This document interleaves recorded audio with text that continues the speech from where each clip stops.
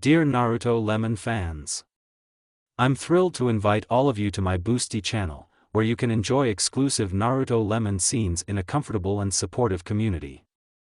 Choose from various subscription tiers, from Mini Lemon to God Lemon, and gain access to unique content tailored just for our fans. Plus, subscribers to over Naruto Lemon and God Lemon will receive special mentions in my videos. Support my channel and dive deeper into the world of Naruto today. Dare!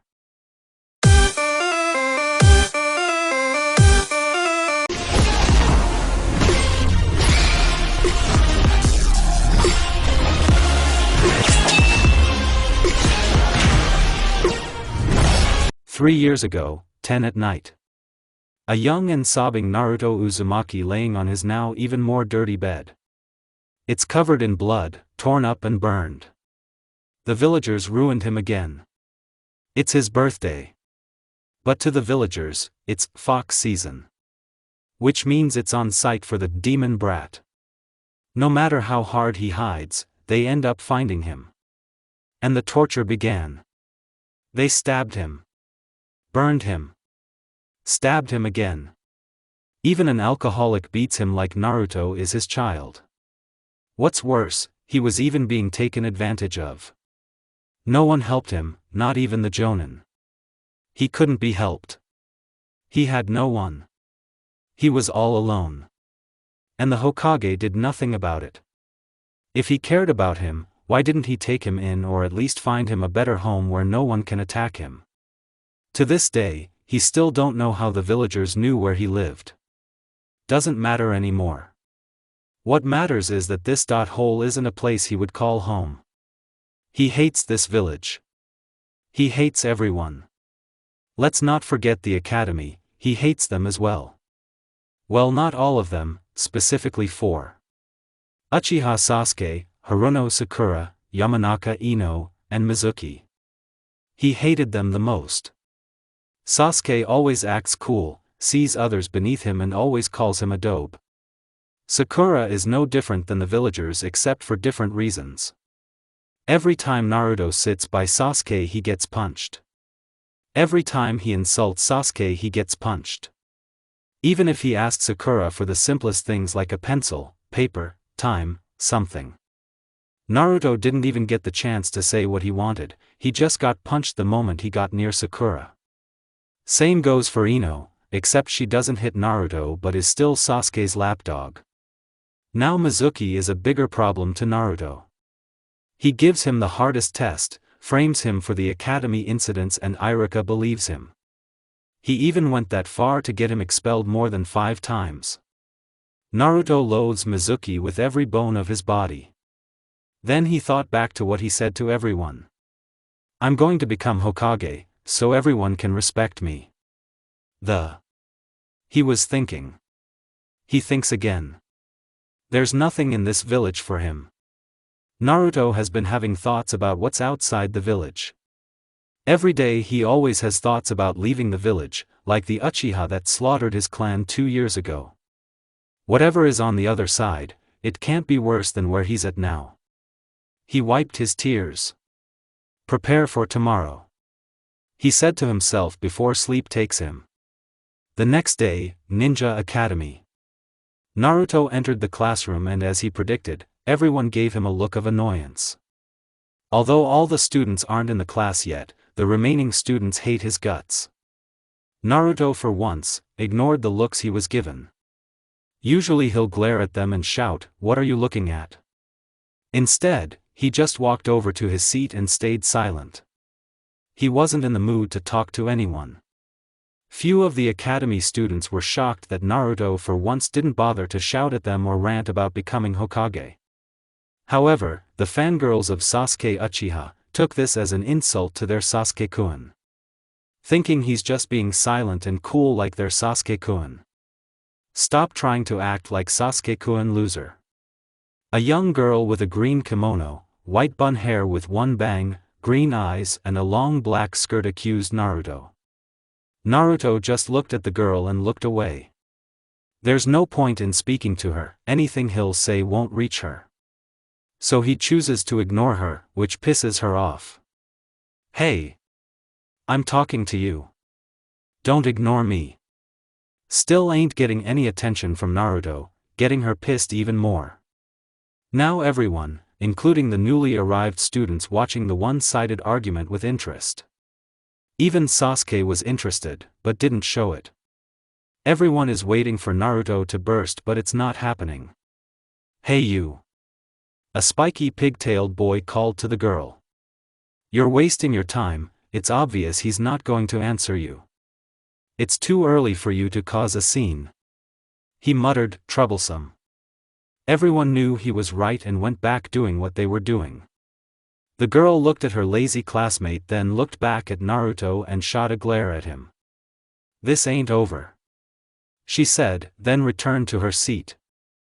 Naruto just put his head down, still wasn't giving the girl any attention. Not much later, the two biggest Sasuke fans entered the classroom and like always, they're fighting over who sits next to Sasuke.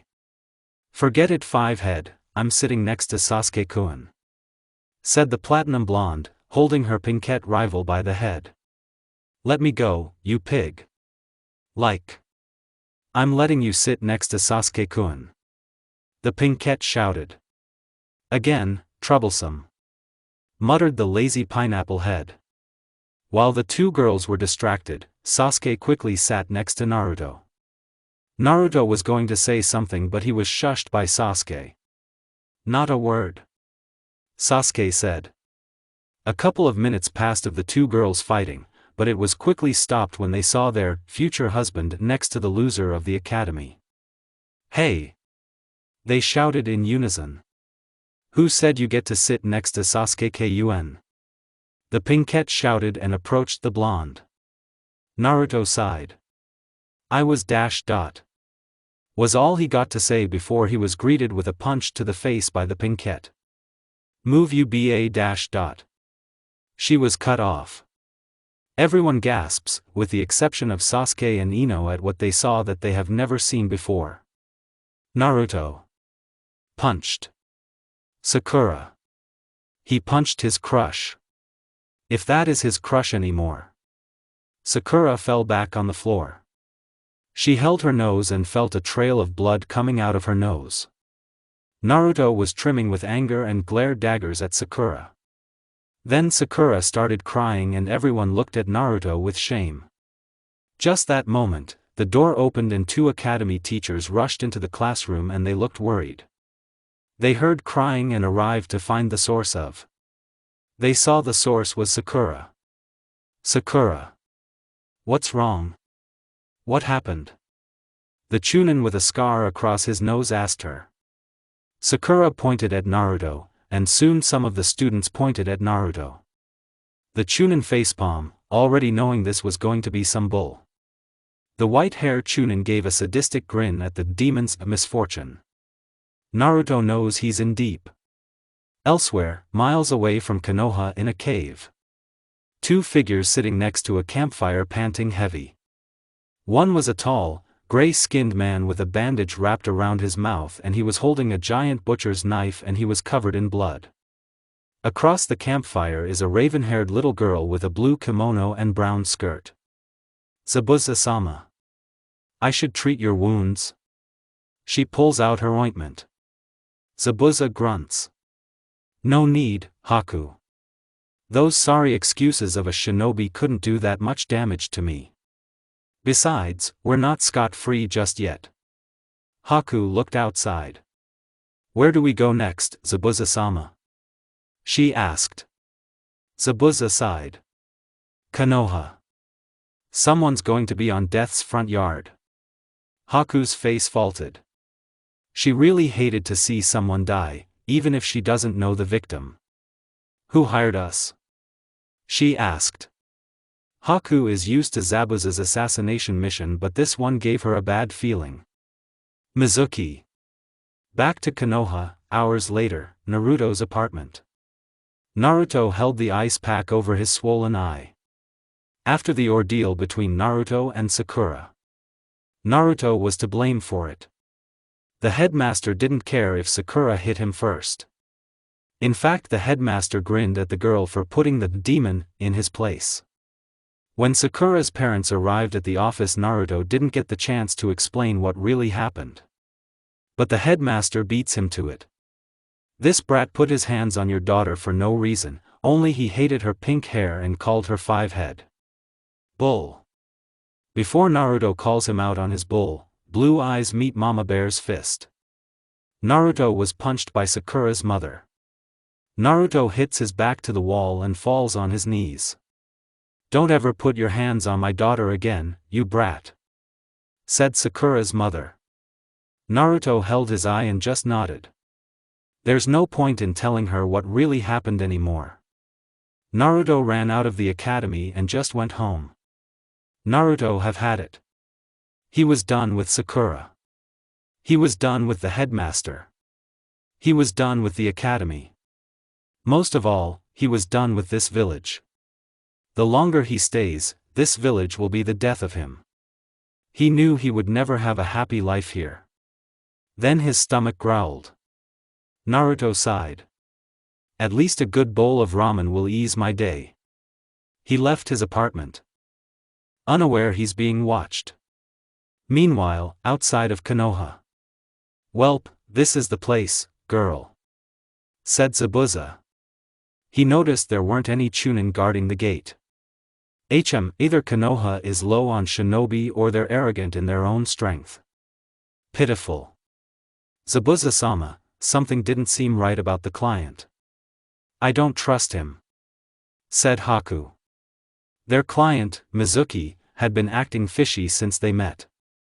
He didn't give them any specific details or why he wanted the target dead. He was vague with the details and the reason. And that was a red flag.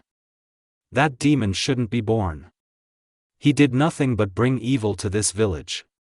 Do us all a favor and get rid of him. That was his reason. Red flag. He's a false image of the yondaime, the one who sacrifices himself to save this village. And mocks us, reminding us he killed him. Another red flag. Zabuza looked at Haku. "This is not the time for you to go soft on me, Haku." He groans. "Come on, we need to make this as quick as possible, before we're caught."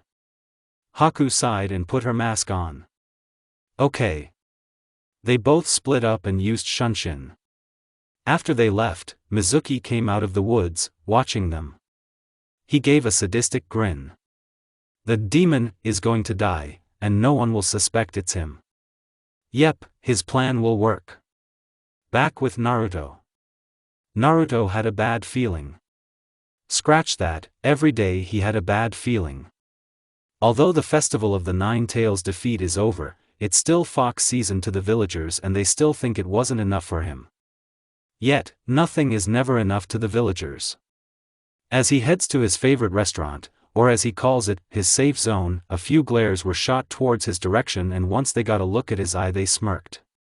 "Serves him right," one villager said. Naruto ignored it and just kept walking. Still unaware of his followers. Minutes later. "Thanks Ayam-chan, Tuchi-san. I needed that," Naruto said with a cheeky smile and left. When Naruto entered the small restaurant, Ayam was stunned to see Naruto with a swollen eye and quickly aided him. Naruto told them what happened and Ayam was furious.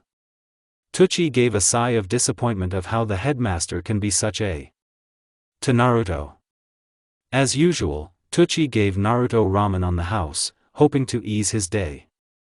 Luckily, it did. However, not for long. As Naruto heads towards the direction to his apartment, suddenly his ankle gets caught in a rope. What the dash dot? Before he could try to take the rope off, he was dragged down an alley in the red district. As he attempted to get up he felt a hand grab his shoulder and yank him down.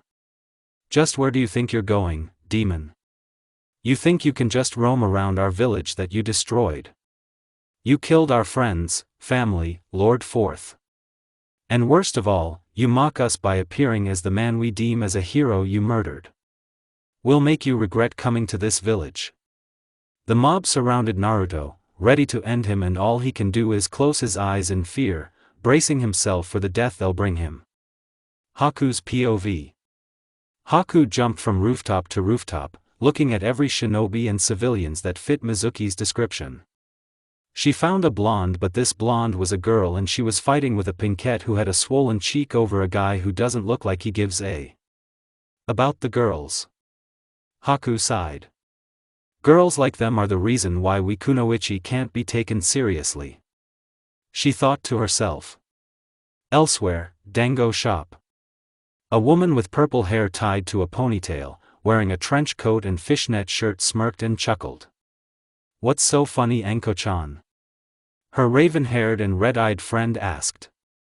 Just thinking there may be a few kunoichis that thinks like us, said Anko. Back to Haku. A shout of agony reached Haku's ears and made her stop her pace. She turned to the direction of the scream and was horrified at the sight of mobs beating up a boy who looked a bit younger than her. Then she was furious. She admittedly sprints towards the chaos, attempting to save the boy. Naruto POV. Naruto is on his knees coughing out blood. Same thing as yesterday, he was stabbed and burned again, except this time he wasn't taken advantage of. He tried to get up but failed. They broke his leg so he wouldn't try to run away. The mob snickered at his misfortune.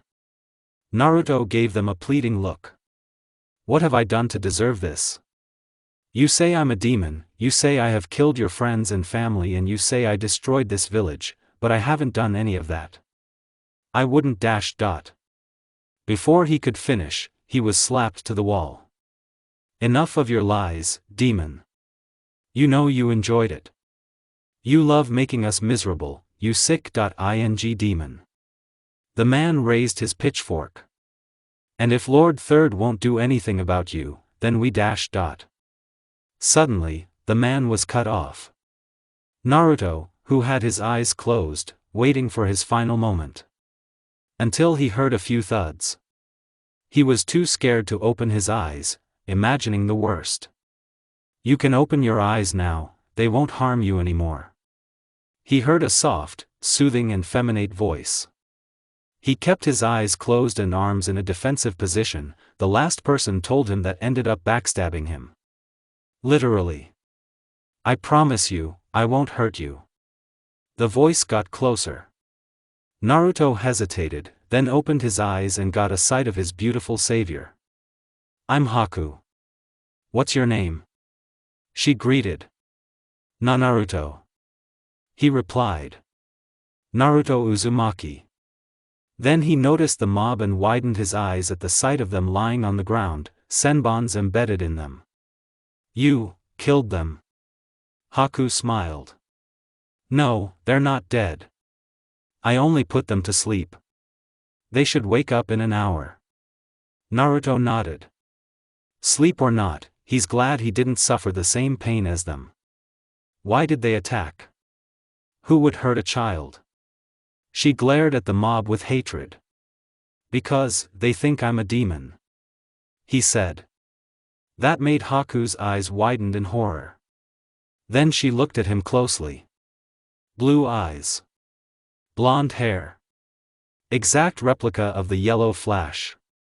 This is the guy they're hired to kill. He's just a kid. Naruto continues. They accused me of killing their friends and family. They beat me, stabbed me, even I was taken advantage of by a lady and said, if she spawns a demon infant, she'll kill both of us. Haku see that last part. I hate this, I hate everyone, I hate this village, I hate my life. I want to die. He sobbed. Haku's tears flowing. She couldn't believe how cruel this village can be. She's just like him. Those in the Mist Village with Kekii Genkai are to be executed on sight. Demon or not, Naruto didn't ask to be born and he wasn't harming anyone. Her thoughts went back to the client and she seethed. I knew it. I knew he was evil. He's just an ignorant. Like all the others. Then an idea popped in her head. This can benefit both Zabuza-sama and Naruto-kun. Naruto sobbed until he felt arms wrapped around him and a chin on top of his head. Haku is hugging him. You're not a demon and no one can tell you that. You are you, Naruto. Comforted by Haku's words, he hugged her back. Do I need to ask what you're doing? Both looked at who spoke. Zabuza-sama. He's the one. Haku said. Both Naruto and Zabuza looked at her confused. Are you talking about? He's a kid? Did you just went from soft to twisted? Zabuza asked. Haku nodded. He fits the description. Zabuza looked at Naruto and his eyebrow twitched. He was hired to kill a kid who doesn't look like he's 10 yet. Zabuza does a lot of things, but killing kids isn't one of them, especially if there aren't shinobi yet. Then it clicked in Zabuza's head. Demon. Yondaime. Reminding us he killed him. The pieces came together. This kid is the Jinchuriki of the Nine Tails. It makes sense why Mizuki wanted him dead. He's just a blind, ignorant. And it didn't take him that long to guess that the villagers did a number on him and Haku stepped in and saved him. Come on Haku, we wasted our time. Wait, Zabuza-sama. Haku called. I got an interesting idea. Zabuza raised an eyebrow. Haku came to him and whispered. Naruto looks at them, curious about the conversation. What? No. What makes you think I'm okay with this? Oh, he does, huh? Good idea. Zabuza grinned and looked at Naruto. Hey Gaki, so you want to leave this hole of a village, don't you? Naruto nodded. Not knowing where this is going. Naruto-kun, you can come with us. Haku said. You don't have to suffer anymore. Zabuza-sama will protect you. Naruto looked at Zabuza with hopeful eyes. I can come with you, mister? Yeah, sure. Zabuza said. Just don't expect compassion from me. Naruto smiled. Thank you, mister. Then he remembered. Mister, my leg is broken. Zabuza sighed. This will take a while till his plan comes into motion. Haku, pick him up. Haku nodded and picked him up, piggyback style. Hang on Naruto. Zabuza shunshin all of them out of the village and covers their tracks with the mist. And just like that, Naruto is free to start a new life. October 9th. The Council. Tomorrow is the 10th, and do you know what that means? A council member asks with venom. It means it's the demon brat's birthday and it's the festival of the Nine Tails' defeat. A female council member sneered. On the other hand, they'll have a mob to torture that demon.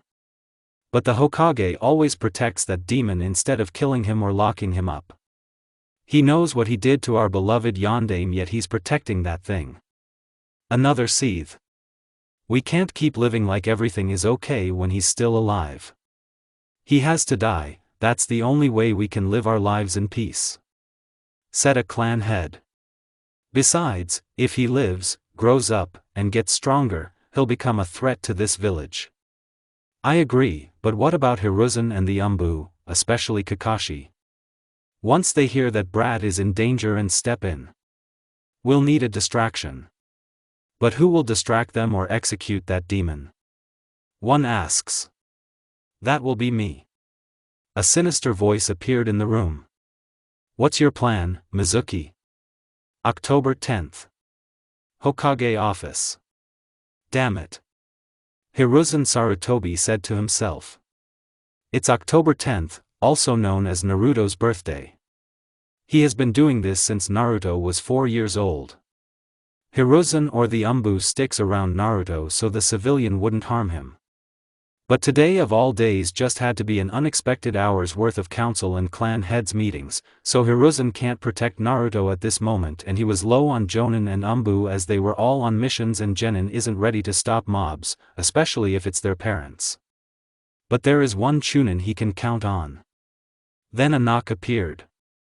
Come in, Irika. The Chunin entered the office. Except it wasn't Irika. Mizuki?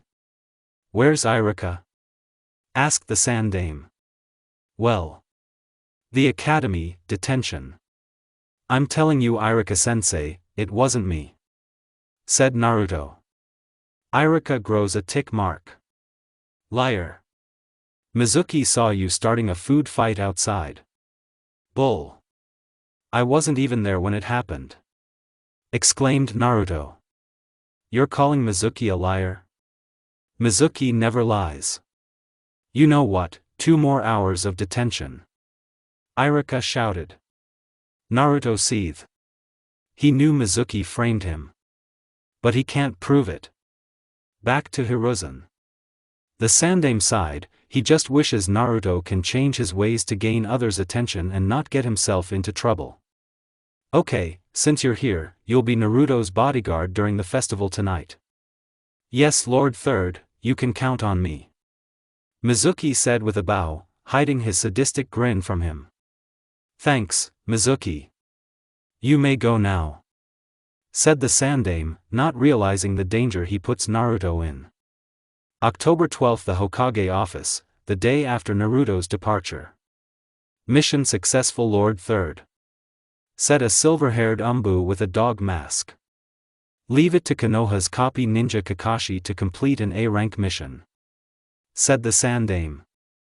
I have 1 or 2 tasks for you and the Umbu to do. Last night there was an unexpected mist in the village and Senbon's embedded in a group of civilians in an alley. Kakashi nodded. I see, we'll go investigate. Kakashi and the Umbu leave the Hokage office to investigate the suggestion. Outside. Kakashi knows a liar when he sees one, and that's what the civilians around the crime scene have been doing. But what their lie got in common is that this crime scene involves Naruto. Some said they didn't see or hear what happened. He knows they're lying but didn't bother to investigate even further. Kakashi visits the victims in the hospital to ask what happened and can't believe the bull. They tell him. We were just minding our business until that kid threw senbons at us just for a prank. His pranks are getting out of hand. The others agree with him. Kakashi knew that was bull. First of all, Naruto wouldn't go that far to harm civilians for simple pranks, and the only time Naruto harms someone with a prank is unless it was an error in his prank. Second, Naruto knew senbons aren't pranking material, and he's not a trained shinobi, so how does Naruto know where to strike at the victims without killing them? That's Umbu's skill level and Naruto can't throw jack. At the academy. Third of all, where does he get senbons from? Kakashi told the remaining Umbu to get Ibiki to investigate them and leave the hospital to visit the only person who'll never lie to him. Except what he found out terrified him. Naruto was nowhere to be found. Not his apartment. Not Ichiraku. Not the park. And not the Hokage monument. Kakashi looked everywhere to find him and found nothing. Then Kakashi thought of the worst thing. Did Naruto run away from the village? Hokage office. Are you sure about this, Kakashi? The Sandame asked with worry. He didn't want to think of the little boy he viewed as a grandson who ran away from the village he loves. I don't want to believe it either, but he's nowhere to be found. Even Irika can't find him. Said Kakashi. The Sandame sighs. Fortunately, if Naruto was a shinobi he would be labeled as missing nin, so he doesn't have to fear he'll get killed. Damn it. He said to himself. Behind Kakashi, Sarutobi could have sworn he saw the ghost of a pissed-off Kushina. She speaks in silence. Sarutobi didn't make out what she said but knew what she wanted. Find my baby, or I'm haunting you until you die. Present day, land of waves, Zabuza's hideout. Naruto, who's now older and a bit taller than his original, is training with Zabuza's subordinates, the Demon Brothers. Ever since Naruto tagged along with Zabuza and Haku, he met the Demon Brothers and their appearance frightened him and he hid behind Haku. Haku giggled, the brothers' sweat dropped and Zabuza rolled his eyes. It took a while for Naruto to get used to the brothers and they see Naruto as a nephew. Few months had passed and Naruto was getting used to his new life. Zabuza told Naruto that if he wants to stay with them then he'll have to be a skilled shinobi and not a liability, and Naruto agrees with the terms. Now Naruto has been training with Zabuza, Haku, and the demon brothers for a while and gotten stronger and level-headed. He eventually passed Zabuza's expectations and he could say he's proud of him. Although he wasn't pleased with the nickname Naruto gave him. No brow sensei. Naruto wears an orange short-sleeve jacket, under it is a jumpsuit much like Zabuza's, black arm warmers, and on top of his head is the Mist Village's Hitai 8, showing his loyalty to the Mist and not his birthplace. On Naruto's 11th birthday, Zabuza gave Naruto 2 specially made swords named Hanketsu that can turn the 7 ninja swordsmen into 8 ninja swordsmen. What makes the sword special is that it's suited for wind and water users. The blade can turn into a fan, and Zabuza knew, with Naruto's amount of chakra, the Hanketsu can overpower all the 7 swords. That's all you got? Naruto taunted. He dodges one of the demon brothers' claw gauntlets and attempts to deliver a kick to Meizu's chest, but Meizu quickly counters it. Nice try, but don't get too cocky. You still have a long way to go. Meizu grinned. This battle would have been over if my gauntlet was laced with my poison. Besides, it's 2 against 1. Came Gozu from a tree, charges at Naruto for a sneak attack with the chains. Naruto quickly jumps out of the way and throws a kunai to the chain. The kunai pierced the chain, and with the minimum speed both the chain and kunai penetrated a nearby tree. Naruto unsheathed his Hanketsu and blocks another sneak attack from Meizu. Meizu grinned. You're getting better, Gaki. Naruto smirks and sheaths his sword. Yeah, no brow sensei said I'm high chunin level. Soon I'll be at jonin level. You'll get there, said Meizu, earning a nod from Gozu. Hey, said a familiar voice. It was Haku. We're needed inside. Let me guess. Gato? Asked Naruto, getting a nod from Haku. Both Naruto and the demon brothers signed. They all hated the short Taikuan, even Zabuza. But they needed the money. So they'll tolerate Gato, as long as they're getting paid. Inside. What is it now, Lord Gato? Naruto said with sarcasm. Gato picks up on that and grunts. Show me some respect, you little brat. Zabuza, you better teach your brat some manners. What do you want, Gato? Asks Zabuza, trying to get to the point. Gato grunts again.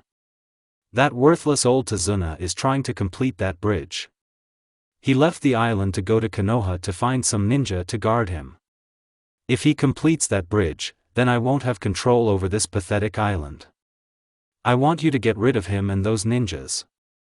Naruto's ears perked up when Gato mentioned Konoha. Fine. But I better have a huge paycheck after this, said Zabuza.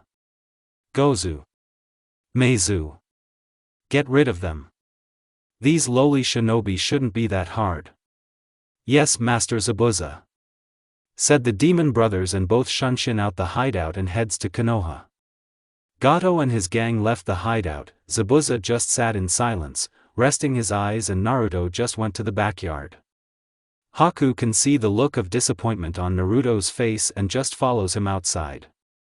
What's wrong, Naruto-kun? Haku asks, worried about her friend. Naruto sighed. It's just I've been gone for 3 years and I doubt they haven't stopped looking for me. Especially the Hokage. Haku knew where this was going. If they fail to assassinate Bridge Builder or the Konoha Nin, not only they'll kill her and Zabuza-sama, but they'll take Naruto and bring him back. Dead or not, Naruto will be taken away from her. For the past 3 years, Haku got attached to Naruto and both of them formed a bond that cannot be broken. No. She won't let that happen. I don't want us to separate, Haku-chan, Naruto said in a sad tone. Haku gets closer to Naruto and lays her chin on his shoulder. Neither do I, Naruto-kun. They were inseparable. When Zabuza found out about their bond, he paired them up, just like the demon brothers. They were each other's precious person, and they won't let anything happen to each other. 3 hours later, Konoha. The Hokage puffed his pipe. Okay, so be it. Team 7 gets a C-rank mission. Kakashi nodded. Thank you, Lord Third. My team has been craving for real missions. Mainly Sasuke. Kakashi thought about that last part. I figured. Besides, Danzo will take that as an insult if his prodigy isn't on special missions. Hiruzen looked at the prodigy. He was a pale, dull-eyed shinobi. He wears an odd black jacket with the left sleeve shorter than the right. Under it was a tank top, revealing his pale flat stomach. Black jeans with a kunai pouch strapped around his leg and a tanto behind his back. Sasuke looks at the prodigy and snarls. As if he's any better than me, an elite Uchiha. Sasuke thought. The prodigy looked at Sasuke. Something's wrong? He asked. Sasuke grew a tick mark. You. Sasuke attempts to charge at him but is stopped by Kakashi. Don't even think about it. Kakashi warned Sasuke, receiving a growl from him. Sai, don't provoke him again. Yeah, and Sasuke-kun isn't. Sakura shouted. So you've seen it before? Did you sneak into his house and watch him showered? Sai asks with a fake smile. Sasuke looked at Sakura with a raised eyebrow, hoping she didn't. Sakura's face turns red and turns away, not bothering to speak again. Sasuke made a mental note to rig his house. Kakashi gave the Hokage a sad and serious look. The Sandaime knew that look. We haven't found him yet, sorry. I'm worried just like you. Plus he keeps having nightmares of an army of Kushina beating him to a pulp. Even in death, she still has a way to scare him. Kakashi sighed. Thanks anyway. What's the mission? Asks Kakashi, changing the subject. Sandaime puffed his pipe again and explained the mission. Outside of Konoha. The demon brothers stopped outside of Konoha. This is the place. Now let's wait for them lowly ninjas. Said Meizu. This should be easy. Said Gozu. Both brothers substitute into a puddle and wait till the ninjas and the bridge builder leave the village. Later that day with Naruto and Haku. As the gang waits for the demon brothers to come back with the bridge builder's head, Haku was in her room, keeping herself busy, not like that, to pass the time. Almost done. Said Haku. She was crafting. For a while, she picked up 3 hobbies on the road. Picking flowers, crafting and training with Naruto. Especially training with Naruto. This will make him happy. What will make who happy? Asked Naruto, behind Haku. Haku was startled and swiftly hid the craft. Nothing, Naruto-kun. Don't scare me like that. Said Haku. Naruto rubs his head sheepishly. Sorry, Haku-chan. I didn't mean it, but what are you crafting? He asked. Haku blushes and smiles. I wouldn't tell. It's a secret. Naruto just went with it. Okay. He smiled. Naruto knows about Haku's interests in arts and crafts and she got good at it. Whatever she's crafting, he'll eventually see it later. As Naruto exited Haku's room, he was unaware of Haku looking at him with longing eyes. Her skin gets warmer and her heart beats rapidly every time she's near him. She was trained not to show emotions, but ever since Naruto tagged along and stayed with them for a while, all that emotional training threw out the window. Her thoughts were interrupted by Gato's shouting. She sighed and exited her room to see what the short Taikuan was upset about this time. Living room. Haku sat next to Naruto. What is he going on about now? She asked. They failed to assassinate the bridge builder and his bodyguards. Naruto answered. What the? You mean you failed? You're supposed to be hotshot assassins. Gato exclaimed. Zabuza grunts and points his blade at Gato. Quick, you're whining. I'll go personally, and deal with them myself. Oh yeah? They'll be expecting you. They'll be ready for you, said Gato. Zabuza smirks under his mask. And just who do they think they're up against? I'm Zabuza Momochi, the demon to the hidden mist. No ninja alive would dare to fight me. Zabuza looked at Naruto and Haku. You two get your gear, you're coming with me. Yes, Zabuza-sama, said Haku, and Naruto just nodded. Before Naruto could reach his room, Haku grabbed his hand and took him to her room. What are you doing, Haku-chan? He asked in confusion. Although her holding his hand made him blush a little. Haku lets go of his hand and smiles. Before we go, I want to give you something. She got to her desk and picked up the craft she was currently working on. It's not complete yet, but I thought now it's a good time to give it to you, Naruto-kun. The craft was revealed to Naruto. It was a paintless fox hunter nin mask. Unlike Konoha, Kiri Umbu don't have animal masks. But to Haku, she doesn't care if Naruto held a demon inside him, she wants him to embrace it, and Naruto accepts it. I'm sorry I didn't paint it. Do you like it? Haku asks with a blush. Naruto looks at Haku with happy yet sad eyes. Thanks, Haku-chan. I love it.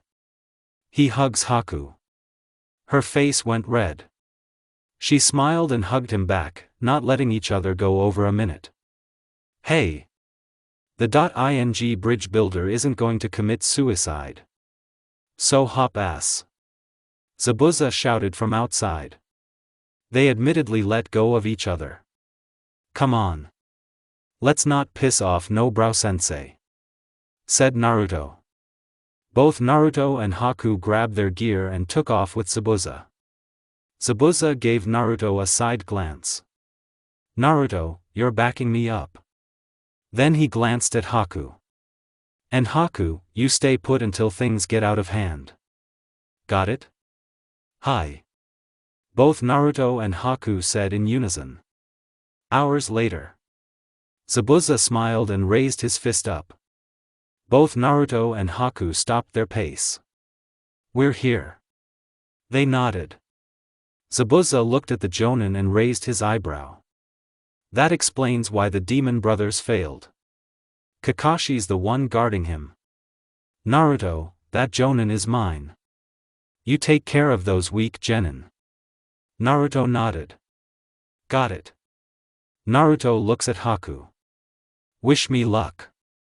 He smiled and put on the mask Haku gave him. Haku smiled under her mask and sat on the tree branch. Team 7 POV. Unbeknownst to them, Kakashi heard their plan. Kakashi's eyes widened when he heard Naruto's name. No. No. That's impossible. This can't dash dot. His thoughts were interrupted when he saw a large butcher's knife spinning towards them. Duck! He shouted. Everyone does as Kakashi said, and the blade misses them by an inch, hitting a tree instead. You've gotten lucky, Kakashi of the Sharingan. It's an honor to meet you, but hand over the bridge builder now. Zabuza demanded. Kakashi glared at Zabuza. Everyone, Manji formation. Sakura, Sasuke, and Sai did as they were told. As long as I'm here, you and your partner won't get to him. Zabuza chuckled. Of course, you of all shinobi can sense other shinobi's presence. Naruto, you can come out now. As soon as Zabuza signals him, Naruto shunshin behind the Uchiha, holding Henketsu towards his neck. Oh, Uchiha. Team 7, plus Tazuna, thought in unison. Sasuke. Sakura screeched as she was about to witness her true love was about to be decapitated by an almost familiar assassin. To her relief, Sai stepped in and blocked the assassin's sword with his tanto, giving Sasuke enough time to distance himself from the assassin. "Sasuke-kun, thank goodness you're alright," Sakura said in worry. Sasuke snarled. "As if this weak assassin can manage to kill an Uchiha," said Sasuke. "Yeah, Sasuke-kun. You can take him and the other guy out without breaking a sweat," Sakura declared. "Yet you would have lost your head if I hadn't jumped in," Sai said with a fake smile while crossing blades with Naruto. "He do got a point," agreed Naruto. Sasuke grunts. "Both of you," Sasuke said with venom, then looked at Naruto with a smirk. "You almost got lucky when I had my guard down. Now, you won't be so lucky at all. I'm shaking. As if I'm scared of a spoiled weak genin like you.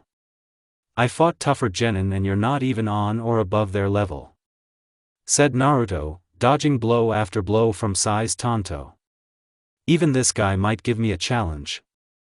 Sai and Sakura knew that everything Naruto just said was an insult to Sasuke's pride and ego.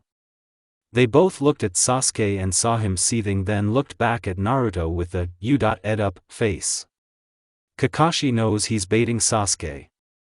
Sasuke. Stay dash dot. He didn't get to finish as Sasuke pulled out a kunai and charged at Naruto in fury. "You. I'll show you who's stronger. Then you'll realize I'm superior to you," Sasuke said with anger.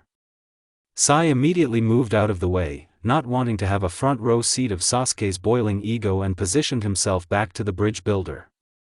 "That guy's an idiot." Sai though. Haku's POV. She couldn't help but chuckle at the scene of Naruto mocking the arrogant genin. She was a good distance away from the battlefield where the jonin can't sense her, and she doubts that the genin has any sensory skills. However, she recognized those two genin the day she found Naruto. In fact, Naruto told Haku about those two and she wasn't pleased with how they treated Naruto, especially Sakura. As Haku looked at Sakura's appearance and Sai, it was clear that she hadn't changed and was still obsessed with the same boy. 3 years and nothing has changed. Disappointing. Hopefully that blonde girl made any improvements, she thought to herself, and continued to watch the battle. Zabuza versus Kakashi. Kakashi sighed. Sasuke took the bait. "Damn it, Sasuke," Kakashi thought. He then turned to Zabuza. "That boy of yours. You called him Naruto. Where did you find him?" asked Kakashi, almost getting furious. "Does it matter? You should be worrying about the bridge builder, not some meet and greet," said Zabuza, knowing what Kakashi was trying to confirm. Kakashi knows Zabuza is right. Finding out who's his apprentice isn't the main objective, and it's not like he's on their side. If he wants some answers, he'll have to keep both the bridge builder and the assassin alive. Hopefully Sasuke won't kill him, he thought. "Alright, Zabuza. Let us begin," said Kakashi, revealing his Sharingan. Zabuza chuckled. "We haven't even started and you're already planning to use the Sharingan. You want to end this quickly, you're boring. You should feel honored. Not a lot of shinobi have seen my Sharingan in battle. But just to humor you, I won't end this quickly," said Kakashi. Team 7, minus Sakura, versus Naruto. Naruto raises his eyebrow and smirks as he sees Sasuke charging towards him with a kunai. "Kick his ass, Sasuke-kun," Sakura cheered. As Sasuke got closer and closer, attempting to end Naruto for looking down on him, Naruto quickly grabbed Sasuke's head and wrist and planted him to the ground. Sasuke grunts at the force of the landing, couldn't believe he was manhandled by someone he deems weaker than him. "Is that it? How disappointing," said Naruto. "I find it annoying that someone with high status talks as if they own the world and expect everyone to be beneath them." Naruto then put his foot on Sasuke's head, making him groan. "Just like you. In your eyes, those who's weaker than you should stay weak and not get stronger. You should quit while you're ahead, you insecure. Naruto unsheathed his Hanketsu and attempts to end Sasuke. Sasuke! Sakura shouted in fear. Naruto was interrupted again by a kick to the face by Sai, causing Naruto to stumble back a little. Nice kick, said Naruto. Thanks, said Sai. He offered Sasuke a hand but Sasuke brushed it off and got up himself. Sasuke seethed. I guess there was no point in going easy on you. You're dead, said Sasuke. Naruto just rolled his eyes and got in his taijutsu stand. Bring it. Several minutes later. In the mist, both battles were becoming too vicious. Trees were burned and the ground was soaked. Sasuke still tried to kill Naruto with everything he got, despite the amount of chakra he used. Sasuke tried to hit him with the fireball jutsu but kept brushing it off like it's nothing. On the other hand, Kakashi is getting the upper hand in his battle with Zabuza. Kakashi proves he is a match for Zabuza and pins him to a tree with kunais. It's over, Zabuza. You're done, Kakashi said, holding another kunai, attempting to end. Naruto sees it from a distance and blitzes over there, dodging Sasuke's shuriken jutsu to aid Zabuza. Hey! Naruto shouted, charging at Kakashi with his sword. Kakashi immediately jumped out of the way to dodge his strike. I can't kill him yet. I need to know if this is him. I need to know what's behind that mask. The irony. Before Kakashi tried to use his Sharingan on Naruto, he was caught off guard when both Naruto and Zabuza were struck in the neck by senbons. Both Kakashi, Team 7 and Tazuna were taken aback at the sudden attack. They all looked at the boy with a Hunter Nin mask. I appreciate the help, but those two are coming with me, said the Hunter Nin. Kakashi looked at Naruto then back at the Hunter Nin. That's fine, but who is he? He pointed at Naruto. Zabuza said his name, but if his last name is what I think it is then he's coming with us, said Kakashi, getting a confused look from his genin. Haku looked at Kakashi with a raised eyebrow. She knew Konoha Shinobi would ask about Naruto, so she came up with this lie before they left the hideout. His name is Ryuga Tsukishima. The name you heard was his code name, just like every other Anbu has a code name. As a former Anbu member, Kakashi knew that, of course. He steps aside defeated. He had his hopes up for nothing. Haku shunshin next to both Zabuza and Naruto and puts them up.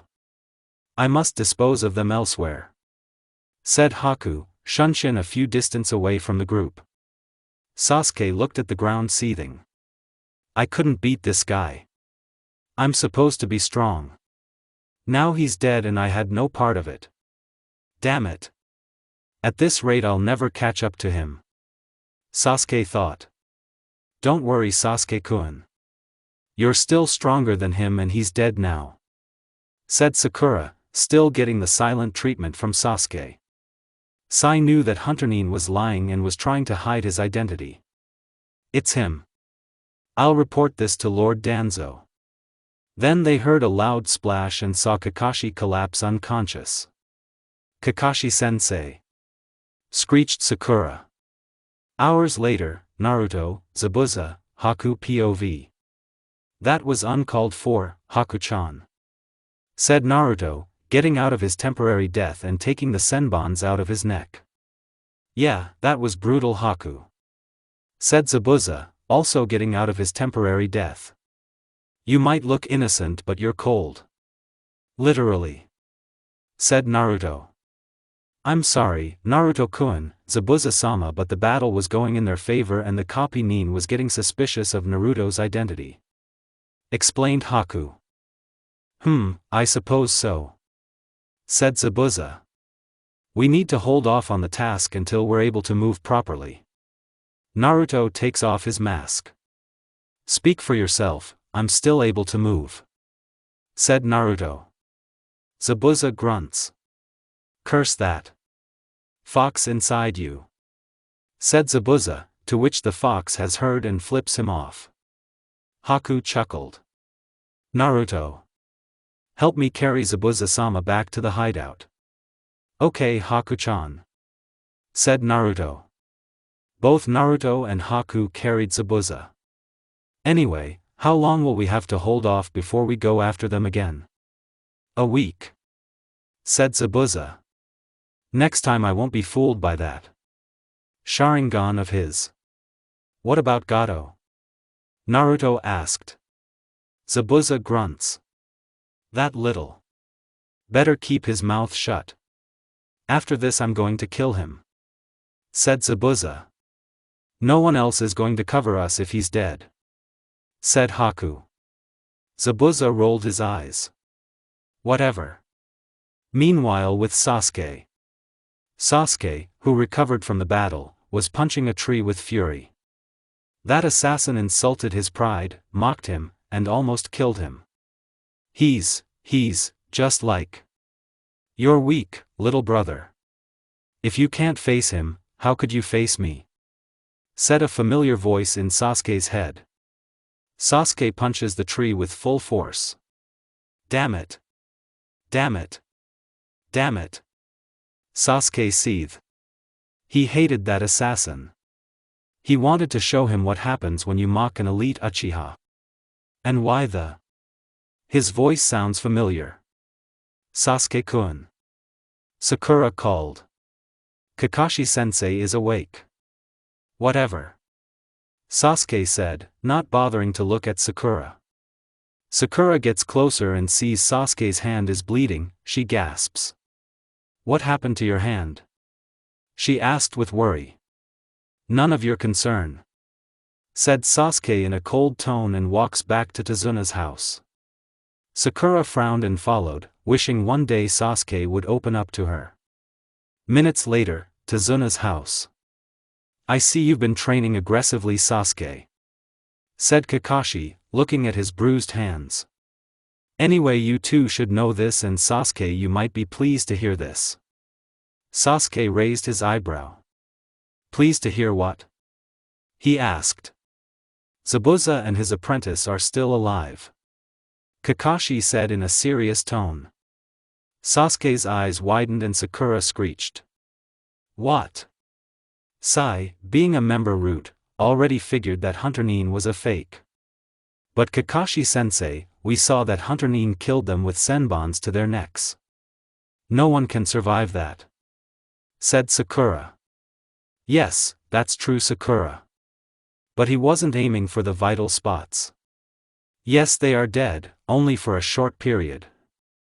I'm betting they're out of their temporary death as we speak, explained Kakashi. Also, that Hunter Nin wouldn't mind disposing of the body in front of us instead of running off with it. Sai finished. Why would that Hunter Nin do that? Sakura asked. It's obvious. That Hunter Nin is working with Zabuza, said Sai. Right. Kakashi agreed. I have no doubt we won't see him again, at least until next week. And what about the other guy? Sasuke asked, not showing his excitement, that he gets a second chance to show him how superior he is. I wouldn't underestimate him again, Sasuke. He might be the same age as you, but he's not a pushover, so don't let your guard down on him, unless you want him to decapitate your head, said Kakashi. Sasuke growled and left the room. We'll see. Sakura followed him and Kakashi just sighed. Sai looked at Kakashi. About Zabuza's apprentice, he's not who that fake Hunter Nin says he is. I figured that. Though my suspicion says it's someone else, said Kakashi. Sai nodded. Well, your suspicion is correct, that's him. His name and the blonde hair was a coincidence, but the way he introduced Sasuke by his clan's name was a dead giveaway. Everyone outside the village knew of the Uchiha clan's massacre, and besides Itachi, they didn't know about another survivor, and he knew he's the survivor, said Sai. To top it off, the mist appeared and senbons were embedded in civilians the night Uzumaki Naruto was gone. Kakashi didn't need to hear it anymore, his suspicion was confirmed. The bridge builder's assassin is his sensei's son. Sai, I'm giving you an order. When we face them again, only you can face Naruto Uzumaki and don't kill him. We're bringing him back with us. Understand? Sai nodded. Understand, but what about Lord Danzo? He asked. He'll have to deal with Lord Third before he deals with Naruto, said Kakashi. Of course, Danzo can't get his way if the third Hokage is involved. When Danzo found out Konoha's weapon was gone, he ordered his roots to hunt him down, capture him and force him to join Root. If the Hokage keeps a close eye on him, Danzo can't reach Naruto, then he'll consider Naruto as a threat. Both Kakashi and Sai already know Sasuke and Sakura are at the doorway, listening to their conversation. Sakura was confused. Who's Naruto? She asked in a whisper. The name sounds familiar, but she can't ring a bell. However, Sasuke remembers him. So this is where the dobe has been for 3 years. Outside the village and became a rogue. Then he realized Naruto was the assassin he was fighting. I'll show you you're still that same loser back at the academy. Let me know when you two are done eavesdropping, said Kakashi. Both Sasuke and Sakura entered the room. Kakashi-sensei, who's Naruto? Sakura asked. Both Sasuke, Kakashi, and Sai looked at Sakura with a raised eyebrow. What? Sakura asked, confused. Zabuza's hideout. Achoo. Naruto sneezes. Oh, someone's talking about you. Meizu teased. Gozu laughed. Could it be Haku? Bet it's Haku. Naruto's face turns red. Shut up.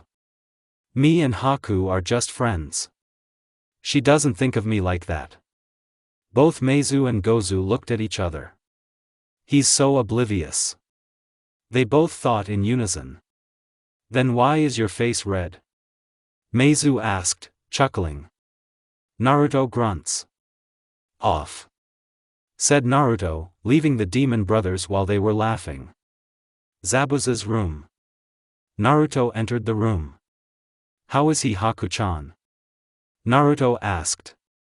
Haku turned to Naruto. Zabuza-sama is doing well. Soon as I gather some herbs, he'll get back to his strength before the week is over, said Haku. Something troubling you, Naruto-kun? Haku asked with a smile. Naruto looks away, cheeks all red. And no. Nothing's troubling me, said Naruto. Haku giggled and Zabuza just rolled his eyes, wishing he didn't have to witness this pathetic scene between both his apprentices. Gato and his goons entered the room and both Naruto, Zabuza and Haku's mood went sour. What do you want? Naruto asked with venom. Gato grinned. Well, I guess you're just all talk, aren't you, Zabuza? I thought you said you can handle this, and look at you. Demon of the mist, my ass, more like coward of the mist. Haku's eyebrow twitched and Naruto drew his Henketsu. The goons looked at Naruto, ready to draw theirs. I wouldn't do that, kid. One of the goons said with a smirk. Gato walks closer to Zabuza. Well, Zabuza? What's your excuse? Zabuza didn't say anything. What's the matter? Cat got your tongue? Gato reached Zabuza's blanket, only to get his arm grabbed by Haku. Don't you dare touch him. Haku hissed, then started to crush his arm. Ah! Let go, you bitch! Gato shouted. The goons drew their swords, only to be taken by Naruto so quickly and pointed at them. You'll die if you two get near them, Naruto said in a dark tone. Gato grunts. This is your last chance. You screw this up, then you're on your own. Gato points at Naruto. And I'll sell you to those leaf shinobi, Gato said, then exited the room with his goons. That wasn't necessary, said Zabuza. Naruto smiled. Yeah, but he's an asshole. He's nothing without us or those goons. Naruto-kun is right. Though we still need him for cover, otherwise we'll be on the run again," said Haku. Zabuza huffed. "I guess." A week later, Tazuna's house. "Why won't you listen?" shouted Tazuna's grandson, Inari. "You guys will die if you get in Gato's way." "Inari!" shouted Inari's mom, Tsunami. Tazuna pats Inari's hat. "Come on, Inari. As long as these ninjas are here to protect your dear old grandpa, the bridge will be complete." Tazuna chuckled. Inari sobs. "They're not strong, grandpa, they're not. Please stay." Kakashi gave Inari an eye smile. "It's sweet you're worried about your grandpa, but you shouldn't doubt on someone what they're capable of. We'll protect him with our lives. I promise," said Kakashi. Inari said nothing and ran upstairs to his room. He slams his door and jumps on his bed crying. "Inari?" Tsunami called, following him. Sakura's face saddened, Sai showed no expression and Sasuke just rolled his eyes, not caring about what Inari thinks of him. "He didn't mean that," said Tazuna, taking up for Inari. Kakashi waved it off. "It's fine, Mr. Tazuna," said Kakashi. "Let's go, guys. Zabuza and Naruto should be there any minute now. So be ready." And Sasuke, "I'll say this again. Naruto is Sai's opponent, not yours. We don't need your screaming Uchiha pride ruining the mission." Sasuke seethed in frustration. Since that day he found out Naruto was the masked assassin, he was itching to fight him again, and this time he'll catch him lacking, showing him he was never above his level. Sakura, who now remembers Naruto, spoke. "But Kakashi-sensei," he mocked Sasuke-kun. "He should teach that baka a lesson. Trying to act cool, I bet he's still the same baka since the academy. Let Sasuke-kun show him how weak he is," said Sakura. "You do realize he's been trained for 3 years with Zabuza, who I had a hard time fighting, and a hunter Nin who had me fooled. Let's not forget he almost beheaded Sasuke if it wasn't for Sai stepping in. Sai put up more of a fight than Sasuke. Instead of you fangirling, how about you acknowledge that there are some people just as strong as Sasuke, no matter who they are or used to be?" lectured Kakashi. Sakura felt defeated and said nothing. She knew what Kakashi was saying was true. She wanted to deny Naruto is actually stronger than Sasuke and her heart refuses to believe it, but she can't. This isn't that same loser that had a crush on her back then. This is a well-trained assassin that toyed with Sasuke. However, Sasuke can't accept that. He still refuses to believe it. "Dobe. There's no way you surpassed me. There's no way I'll lose to a loser like you," Sasuke thought to himself with a clenched fist. Sai looked at Sasuke, studying his body language. He knew what Kakashi said struck Sasuke to the core. Sai knew Sasuke won't let him fight Naruto, too. With Kakashi's orders. Meanwhile with Zabuza, Naruto and Haku. Zabuza breaks the walkie-talkie he was on with Gato. He was clearly annoyed. "The sooner we get this over with, the sooner we get to leave this fool," said Zabuza. "Are you two ready?" he asked. Both Naruto and Haku nodded and puts their masks on. "Let's go." They all hopped on the bridge and knocked out all the workers. "Zabuza-sama, I don't see the Konoha ninjas. Neither of these workers is the bridge builder," said Haku. "I'm fully aware of that, Haku," said Zabuza. "So what do we do now? Search through the whole village and find him?" asked Naruto. "He'll have to show up here eventually. He'll be wasting those ninjas' time if he decides to back out now," said Zabuza. "But if he doesn't show up, then we'll hunt him down." Naruto and Haku looked at each other, then looked back at Zabuza and nodded. All three hid themselves and waited for the bridge builder and the Konoha Nin to show up to the bridge. Minutes later. As soon as Tazuna and Team 7 arrived at the bridge, Tazuna's eyes widened at the sight of seeing his coworkers laying on the ground. What the happened? Tazuna asked. He did this? Asked Sai. Kakashi nodded, confirming Sai's question. Then the mist suddenly appears. Everyone, get ready, said Kakashi, pulling out a kunai. Out of nowhere, they heard Zabuza. Well, Kakashi, I was hoping you would leave the old man and return to your village, said Zabuza. Yes, but I have a change of heart, said Kakashi, trying to find Zabuza by his voice. Besides, I have another mission I want to complete and you're in my way of completing that mission. He then pulls out a kunai. If Kakashi could see through the mist, he could have seen the smirk on Zabuza's face. Oh yeah? Well, don't let me stop you, said Zabuza. He then appears with 5 clones, surrounding Team 7. Sasuke and Sai tensed while Sakura trembled. Zabuza noticed and chuckled. Look at your students, trembling with fear, said Zabuza. Sasuke smirked. Fear? No, I'm excited. If you're here, then that dobe is here as well, said Sasuke with a grin and took out all 5 of Zabuza's water clones. The real Zabuza appears on the bridge with Naruto and Haku. So, you can see my clones. Impressive for an Uchiha, said Zabuza. Zabuza noticed Sasuke was looking at Naruto intensely and chuckled. Looks like the brat has a grudge towards you, Naruto. I think he wants a rematch, said Zabuza.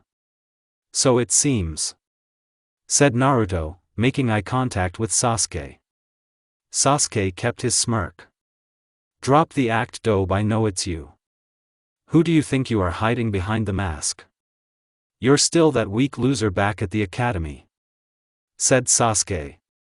Naruto sighed and took off his mask, revealing his face. It's been 3 years and you still haven't changed either. You're still that same arrogant team back at the academy, said Naruto. Both Kakashi and Sakura's eyes widened. Kakashi, for his part, after 3 years of non-stop searching, he was hit with nostalgia on his sensei's son's face. Sakura, on the other hand, was blushing. She instantly forgot this is the same Naruto that sought her since the academy. Now it's hard to picture Naruto as that same loud and bashful loser. She shakes her head, what am I thinking? Sasuke is handsome, not that baka. Haku noticed Sakura's red face and her eyebrow twitched. Haku's never one to kill, but today she might have to make an exception. Might. Naruto noticed Kakashi was looking at him with a shocked and sad expression. Why are you looking at me like that? Am I still the demon fox to you and everyone else in that hole of a village? Feel like going back and telling everyone the demon brat was no good after all? Naruto asked with venom. Both Sasuke and Sakura were confused and looked at Kakashi. Demon fox? Kakashi-sensei, what is he talking about? Sakura asked in confusion. Kakashi mentally cursed. This wouldn't have happened if those stupid council members let him adopt Naruto. They blamed an infant for the action of the Nine-Tails Fox's attack 12 years ago. They wanted to make him suffer, ruin his life in the shadows. The night he was missing, he was furious at the council's response. After all we did for that brat, he just abandoned the village he tried to destroy. That's actually a good thing. He's gone, we don't have to worry about that demon anymore. But he's still alive. I wanted him to die. His whore of a mother should have kept her legs closed like she's supposed to. Kakashi fumed when he said that. If Minato was still alive, he would have their heads in a box. The next day, Kakashi was satisfied when he found out that the exact man had an unexpected heart attack in his sleep. Kakashi already had a feeling what caused the heart attack and smirked at the asshole's demise. Kakashi looked at Naruto with regret in his eyes. No, Naruto. It's not like that at all. The Hokage and Irika were devastated when you left, said Kakashi. Naruto looked down. Those were the only two people he missed ever since he left. Naruto snarled. Don't try to trick me, I know what you're trying to do. I don't trust you, I don't trust the village, I don't have a family there, Zabuza and Haku-chan are my family. Said Naruto. Haku was touched by that last part and Zabuza grunts, hiding how proud he was. You hear that, Kakashi? His place is with us. Said Zabuza with a smirk. Before Kakashi could say anything, Sasuke spoke. I don't know about this whole demon fox thing, but it doesn't matter. No matter who you're trained by, you're still nothing compared to an elite Uchiha. Said Sasuke. Naruto just rolled his eyes. Coming from someone who almost got decapitated and thrown around like a rag. Naruto didn't get the finish as he caught a kunai thrown at him. It didn't take him long to find out Sasuke threw it. Sasuke, I said you're not fighting Naruto, only Sai allowed to fight him. Said Kakashi. Sasuke didn't listen and walked towards Naruto. Super Beast Scroll. Said Sai, binding Sasuke with his ink snakes. Sasuke grunts. Let me go, damn it. Sasuke demanded. If you refuse to follow my orders, then I'll make sure you'll be revoked from being a ninja and send you back to the academy. Kakashi said coldly. Sasuke growled, knowing he'll have to wait even longer to kill Itachi. Fine. He said with venom. The ink snake freed Sasuke and he got up. He glared daggers at Naruto, getting a glare back. Kakashi looked at Sai. Remember what I said? Kakashi said and Sai nodded. Sakura, you and Tazuna get as far away from us, before you get hurt. Said Kakashi. Sakura nodded and got a safe distance away from the battlefield with Tazuna. Zabuza looked at Kakashi. Well, this will be interesting, Kakashi. Said Zabuza. Kakashi sighed and revealed his Sharingan. Let's end this. Here and now. Clang. Clang. Clang. Both Naruto and Sai clashed swords with each other with full force, not giving the opponent an opportunity to strike. Sai gave him a fake smile. Your kenjutsu is impressive. Maybe if you would switch sides and ditch those rogue ninjas, you might have a spot in Konoha just for you. Said Sai. Naruto snarled. Save it. Don't try and kiss my ass now just because I've gotten stronger. Naruto swung Hanketsu down, trying to cut Sai, but Sai jumped back and charged at Naruto. Sai throws his tanto at Naruto, who catches it with 2 fingers. You fool. Shinobis don't throw their weapons. Naruto said this as Sai was circling him. I'm well aware of that, but you're not well aware that's not real. Said Sai. Suddenly, Naruto began to hear hissing, realizing he wasn't holding the tanto. He looked at what he was holding, and instead of the tanto, he was holding an ink snake. Said Naruto. Without enough time to throw it, the snake binds itself to Naruto, making him drop Hanketsu. Sai kicked Hanketsu to the side, next to the Uchiha who was intensely focusing on Sai's fight with Naruto. Sasuke saw the sword and smirked. I should thank you, Sai, for giving me the opportunity to confiscate Naruto's toy. Don't hurt him too badly. After I'm done with this wannabe shinobi, I'll show him he ain't got on me. 2. If he's been training for 3 years, I'm still an Uchiha, and this sword is better with ... Before Sasuke could even finish, a senbon struck his arm, causing him to grunt in pain. Sasuke glares at the masked boy who shuns next to him, foot on Hanketsu. You think clan status makes you anything special? You talk as if you've already won the battle before it began. Haku kicks Hanketsu up and grabs the handle. And someone like you doesn't deserve to be Hanketsu's welder. Even if Naruto-kun dies, the sword won't choose you, you're not worthy. Haku threw the sword at Naruto at full speed. Sai took a step back so he wouldn't get cut by the blade. While almost grazing Naruto, the sword was close enough to cut the ink snake off him and set him free. Naruto gets up and grabs Hanketsu. "Thanks Haku-chan, I mean San," Naruto said nervously. Haku smiled under her mask and gave him a nod. Sasuke glared daggers at Haku. Not only did he return the sword to Naruto, he struck him with a senbon. Haku looked at Sasuke with emotionless eyes. "If you're done glaring at me, then make a move," said Haku. Sasuke snarled. "I have no interest in fighting you, my interest is with that dobe, and I'll claim that sword." Haku raised an eyebrow. "Disobeying your sensei's orders? You really have no honor in being a shinobi." Haku pulls out her senbons. "Still, you'll have to get through me before you get to Naruto-kun," said Haku. "You got this Sasuke-kun. Take that faker out," shouted Sakura. She instantly regretted saying that and shuts up when Haku turned to her coldly. Sasuke smirked. "Fine. Just to let you know, you asked for it," Sasuke said, then pulls out a kunai. Haku rolled her eyes and got into a fighting position. Both Haku and Sasuke charged at each other, senbon and kunai clashed, now at a standstill.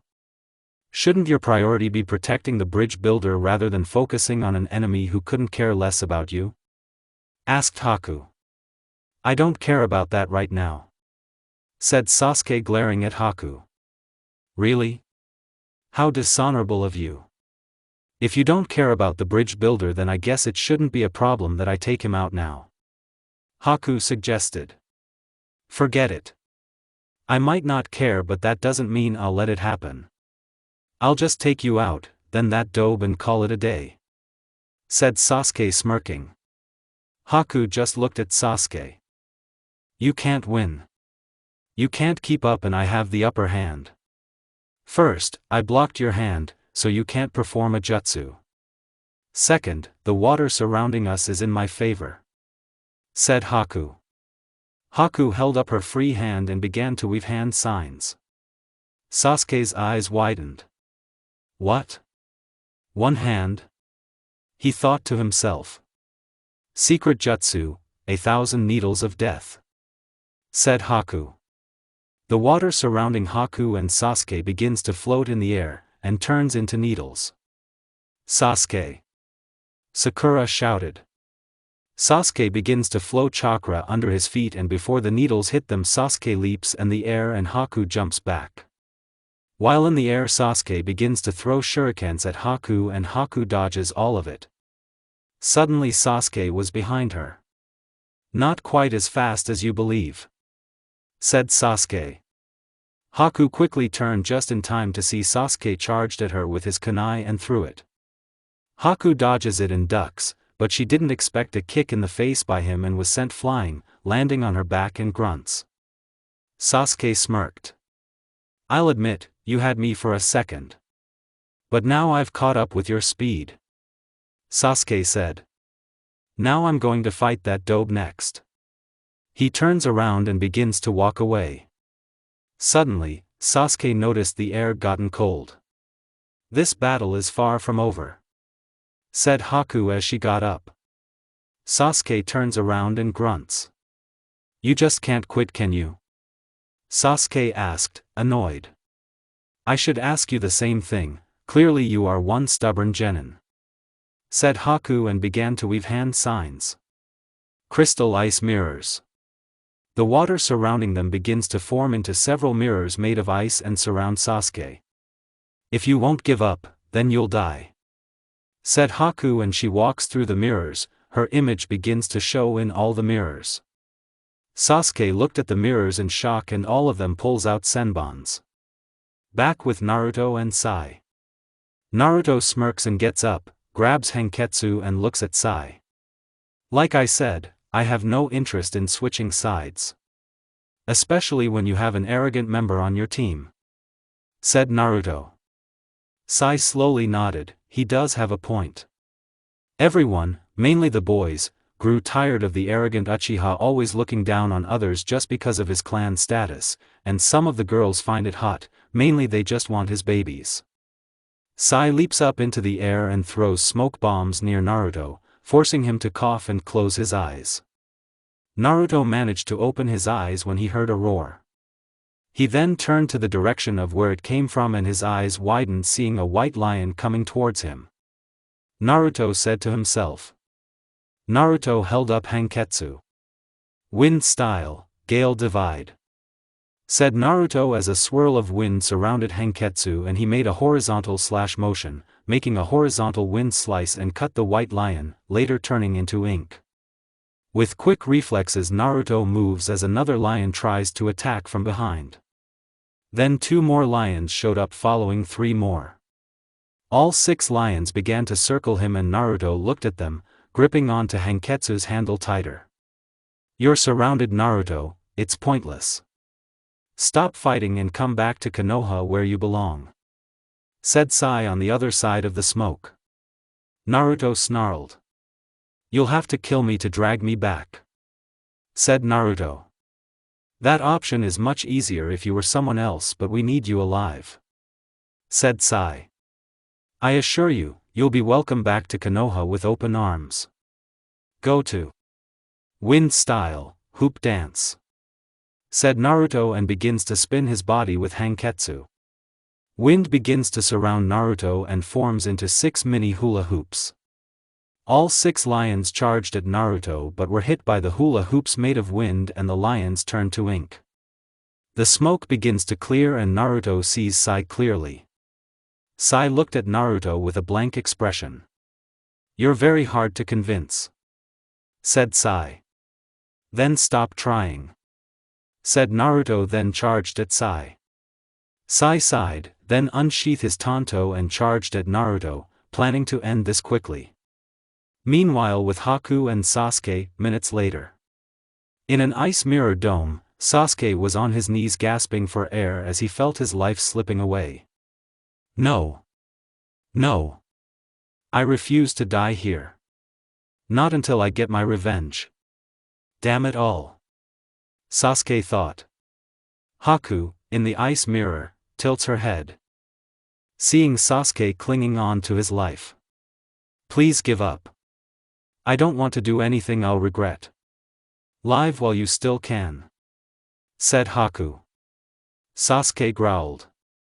As if. I'll give up, you. Said Sasuke, standing up with wobbly legs. Damn it. This is my last shot. I need to aim for him. Thought Sasuke. With the last of his chakra, he made a fire hand sign. Massive. Fireball. Jutsu. Shouted Sasuke. Haku threw senbons at Sasuke's neck before he had the chance to release that jutsu, killing him.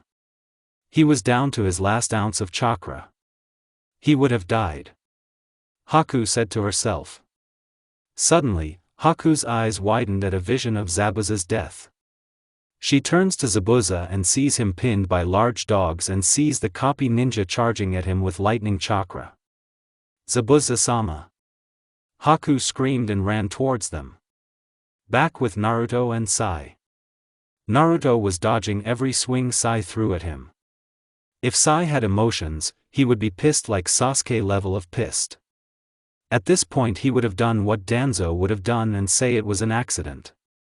Not to beg like Sasuke, but can you please go all out? It's no fun when you're just using kenjutsu and dodging all my attacks. Said Sai, almost losing his patience. Naruto shrugged. Very well. Naruto sheaths Hanketsu and starts making hand seals Sai is unfamiliar with. Before he gets to finish, suddenly he hears Haku's scream. Naruto turns to the direction of her scream and he sees the copy nin charging at Zabuza with a powerful jutsu and Haku running towards them. Haku, don't! Naruto shouted. Before he had the chance to move, he was hit in the back of the head by the bottom of Sai's tanto. Instead of passing out, Sai's eyes widened as he saw Naruto's body turned into water. A water clone? Sai said to himself in shock. Then he realized he was fighting a clone the whole time. If this is a clone, then where's the real one? He asked himself. At the end of the bridge. Naruto, the real one, eyes widened in fear. Damn it, no Haku, said Naruto. What's wrong? A woman asked. Instead of getting an answer, Naruto ran with an incredible speed she had never seen before. Wait, said the woman, and she began to follow him. Wait, mom, said a boy with her. With Kakashi and Zabuza. Chidori. Kakashi shouted and charged at Zabuza. For the first time, Zabuza felt fear. He was going to die before he had the chance to kill the fourth Mizukage. Then he thought about Naruto and Haku. He never showed them how much he cared about them, now he regrets it. Zabuza closed his eyes, waiting for his death. Haku POV. No. I can't let Master Zabuza die now. She thought to herself as she got closer and closer to block the path of Kakashi's lightning. She could see it, Kakashi was getting close, 1 inch away from Haku, ready to take the final blow. Only to be pushed aside by 2 sets of arms.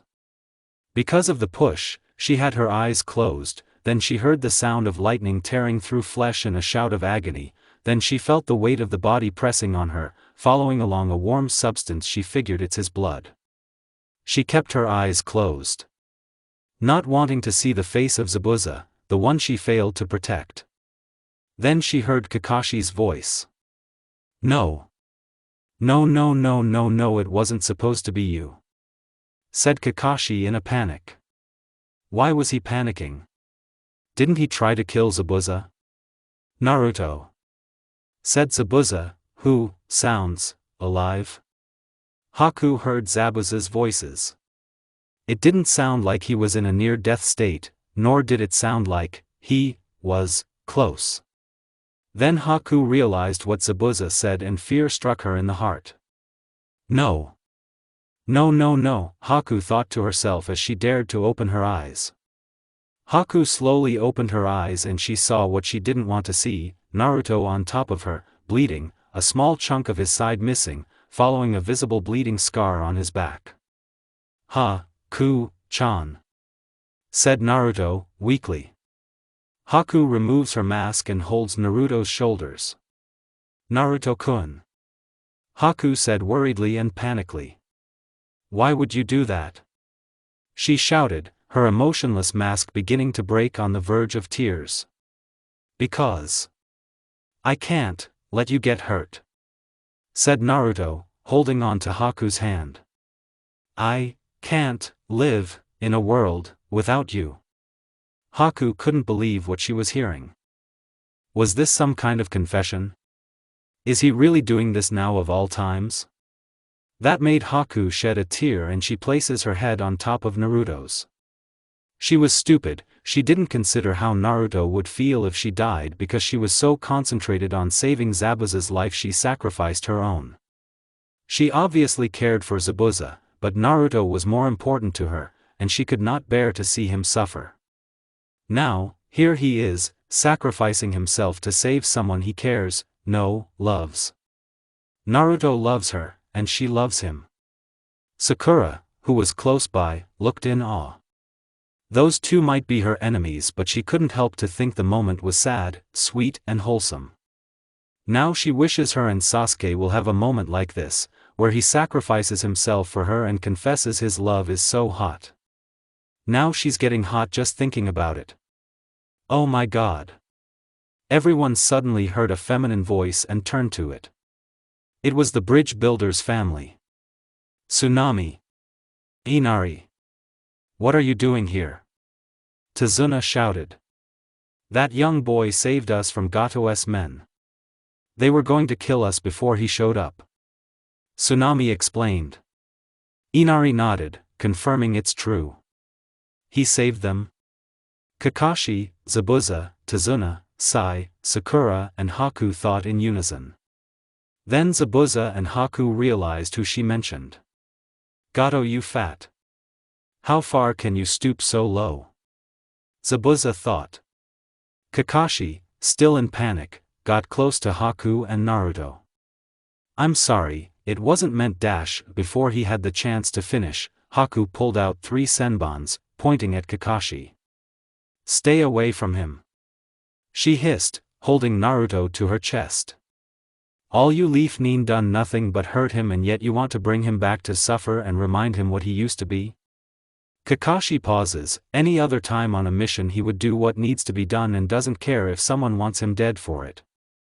But now, somehow he couldn't. This was his sensei's son and he was struck by his Chidori. How could he forgive himself? In a moment of weakness, Zabuza used this opportunity to strike at Kakashi. Kakashi gets his senses together and dodges Zabuza's blade with a backflip. I was too focused on Naruto, I've forgotten about you, Kakashi thought to himself. Haku, you and Naruto get out of here. You're both not needed here anymore, said Zabuza looking at Kakashi. But Zabuza-sama. Before Haku gets to finish, Zabuza interrupts her. I said go. The boy isn't in good shape to fight, he needs time to let the fox heal him, and you're not in a good mental state to fight either, said Zabuza. Haku hesitated a little and thought about it. Naruto is the one who's injured and Zabuza still can put up a fight. Naruto is the main priority. Haku slowly nodded. Okay, she said and put Naruto's arm above her shoulders. Wait a minute, Kakashi said, trying to stop the duo but dodged another strike from Zabuza, giving enough time for Haku to shunshin away from the bridge with Naruto. Don't turn your back on me, Kakashi, we still have unfinished business, said Zabuza as he charges at Kakashi again. Kakashi dodges the strike again and shunshin behind Zabuza. Before Zabuza has the chance to lift up his sword, Kakashi jabs 2 kunai in Zabuza's upper arm. Zabuza grunts in pain, now unable to move his arm. Zabuza tried to grab Kubikuribocha with the other arm but quickly felt a sharp pain of Kakashi stabbing his other arm. Now both his arms are useless. Zabuza grunts in pain. Damn it, he muttered to himself. Suddenly they heard clapping. How very unfortunate. You still haven't done what you are paid to do, said Gato. Everyone turned to him and Zabuza grunted. You know what, Zabuza, I'm cutting you off. Zabuza grew a tick mark. Care to elaborate? You short, fat. Gato grinned. You're too expensive, Zabuza, and I can't associate with you any longer. Deal's off. And you shouldn't let those brats go. I would love to kick that icy bitch in the face and show the boy some manners, said Gato. Gato then turned to Tazuna and Sakura, and approached them. Sakura got between them and held up a kunai. Stay back, Gato, she said. Gato chuckled. And what are you going to do to me, girl? You're seriously not going to stab me with that? When it's written all over your face you've never killed before. Word of advice, being a shinobi isn't for everyone, especially little girls like you, said Gato, shattering Sakura's will. Tazuna looked down and put his arm in front of Sakura. You don't have to protect me anymore. After all, I'm the one who brought us in this mess, said Tazuna, earning a worried look from Sakura. Gato smiled and slowly claps his hand. Finally you realized how foolish you've been. Unfortunately, he said, then snapped his fingers. Suddenly 2 men get behind Tsunami and Inari and grab Tsunami by the neck and Inari by the shoulder, making Tsunami gasp as they hold a knife towards their neck. It's too late to back out now, said Gato with a smirk. Tazuna's eyes widened in horror. No, Gato, please, he begged. Too late, said Gato. Super Beast Scroll, said Sai. Before they had the chance to kill the woman and the boy, they were immediately assaulted by a flock of white birds, throwing the 2 henchmen off as it turned into ink and splattered on their faces, giving Tsunami and Inari enough time to move away from the gang. Gato was angry by the interruption, but he didn't expect a punch to the face by a pissed-off Tazuna. Everyone, even Zabuza, was shocked to see Gato get punched by Tazuna. "Don't you dare touch my family, this got nothing to do with them," said Tazuna. Gato stumbled back and wiped the blood off his lip. "No, Tazuna, this got a lot to do with your family. If I kill you and spare them, then they'll come after me. And I don't need pests like them getting in my way," said Gato, and he turned to Zabuza. "Zabuza, finish this trash." Zabuza gave Gato a blank yet cold stare. Gato grunts. "Well? What are you waiting for? Kill them all," Gato shouted. Zabuza chuckled. "You really can be a pathetic. You cut me off. I have no reason to kill them anymore," said Zabuza. Gato grinned. "Fine then. I guess you'll die with them," said Gato, and his men chuckled. Zabuza turned to Kakashi. "Hey, Kakashi. Give me a kunai. You're in bad shape, so it's not like you can deal with them," said Zabuza. Kakashi slowly nodded and tossed him the kunai. Zabuza caught it with his teeth and bolted towards Gato and his men. Gato's eyes widened in fear and ran through his men. "Stop him. Don't let him get to me," he shouted. The men grinned as Zabuza got closer and closer. Then their grin faded as Zabuza blitzed past them, cutting a few of them down while getting stabbed in the back.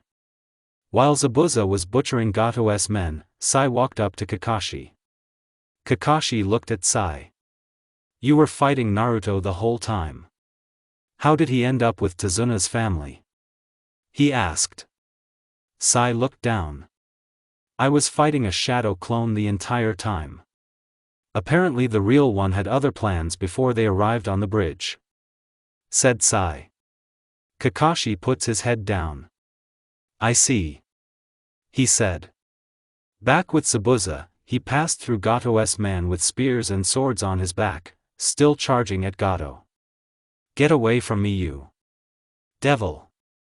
Gato shouted. Zabuza stabbed Gato in his stomach, then his men stabbed Zabuza more. Gato coughs blood. You think you can take me and bring me to heaven with you?" Gato asked. "Heaven? You actually think there's a spot for you in heaven?" "Oh no, Gato, you're going to. And I'll be joining you," Zabuza shouted, then sliced Gato's neck. Gato gargled blood and stumbled back. He backed away to the edge of the bridge and fell into the water. Zabuza turned to Gato's men and released some killing ki. They backed away, not wanting to be next. Zabuza slowly walked past them but fell on his knees. "Well, this is the end for me, Naruto, Haku. At least you two get to live on while I'm gone. You two better continue to live, or else I'll kick your asses in the afterlife. And Naruto, don't screw your chances up," thought Zabuza as darkness finally took over. Kakashi sighed, glad this was over. "Since this is over, should we pursue Naruto and the other one?" Sai asked. Kakashi thought about it for a moment and replied. "No. We've already completed what we're here for, we don't have enough energy to follow them and we have no clue where they went," said Kakashi. And Sai slowly nodded. "Sai, where's Sasuke?" Sakura asked. Sai already passed Sasuke's dead body and knew he'll be hearing Sakura's whining that her future husband is dead. If he's dead, then she might quit being a ninja since her whole point was to get near Sasuke. "Sai, where's Sasuke-kun?" Sakura asked, fearing the worst. Sai says nothing and points to where Sasuke's body is. Sakura looked and squinted her eyes. The mist was still around and she saw a black figure on the ground, to which Sai was pointing at. "Sasuke?" she said with fear. As the mist starts to fade, she can see Sasuke's body and he's not moving. "Sasuke!" Sakura screeched, running to Sasuke's body. Sakura put 2 fingers on his hand and felt no pulse, confirming he's dead. Sakura cried, her crush is dead, now she'll never marry him and have 20 Uchiha babies. We all knew that's what she was thinking. Both Kakashi and Sai looked down, sad that they lost a teammate. Even though he was an asshole, he's still a member of Team 7. Then they heard coughing. Sasuke? You're alive. Thank Kami you're alive. Sakura screeched with joy and hugged Sasuke tightly. Kakashi, Sai, and the bridge builder's family heard and sighed with relief. Sasuke gets up and grunts in pain. I thought I was dead. What happened? Where's the Hunternin and that dobe? He asked, walking towards Kakashi and Sai. They got away. Sai answered, hearing Sasuke grunts in annoyance. Suddenly, Kakashi collapsed again, chakra drained. Sai and Tazuna went to Kakashi's side and picked him up by his arms. I'm grateful for what you all have done for me and my family. Tazuna said. Sakura smiled. It was no problem. You could rest back at our place before you all leave. Said Tsunami. That would be a good idea. Said Sai, and the pair leaves the bridge. Days later, under Konoha. So, the weapon got away and Hatake decided not to go after it? Asked an elderly man with a cane and his right eye covered. Sai nodded. Yes, Lord Danzo. He said. The third was informed with this information as well. As you predicted, he sent the Umbu to capture him alive. The man named Danzo just looked at Sai with a stoic expression. Foolish Hiruzen, always naive. If the boy was working against you and refuses to come back to Konoha, then there's no reason he should keep what belongs to us. He said. And what about his partner? Sai asked, already guessing what he have in mind. If she decides to get in the way, then do what must be done. Said Danzo. Sai and a few figures with black cloaks nodded and left the hideout. As always Hiruzen, I end up cleaning up your mess. Zabuza's hideout. Gah. Slowly opening his eyes, Naruto groans slightly in pain as a grating sunbeam strikes his face. Where am I? He thought to himself, his vision almost blurry. Naruto was about to move his body until he felt a weight on him, and something brushing his chest. He looks down and blinks a couple of times to clear his vision. He sees Haku is peacefully dozing on his chest with her arm covering his stomach, and her hair all loose and spread out.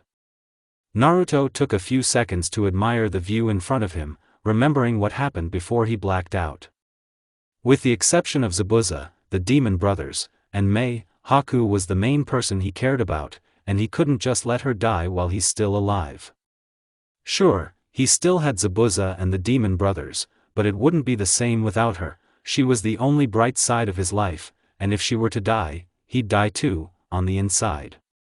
He loves her too much to let her die, even if she might or might not feel the same way. She let out a calming groan as Naruto cautiously hugged her with his free arm over her head. Naruto looked around, realizing he was back at the hideout, in Haku's room. Not even going to question that.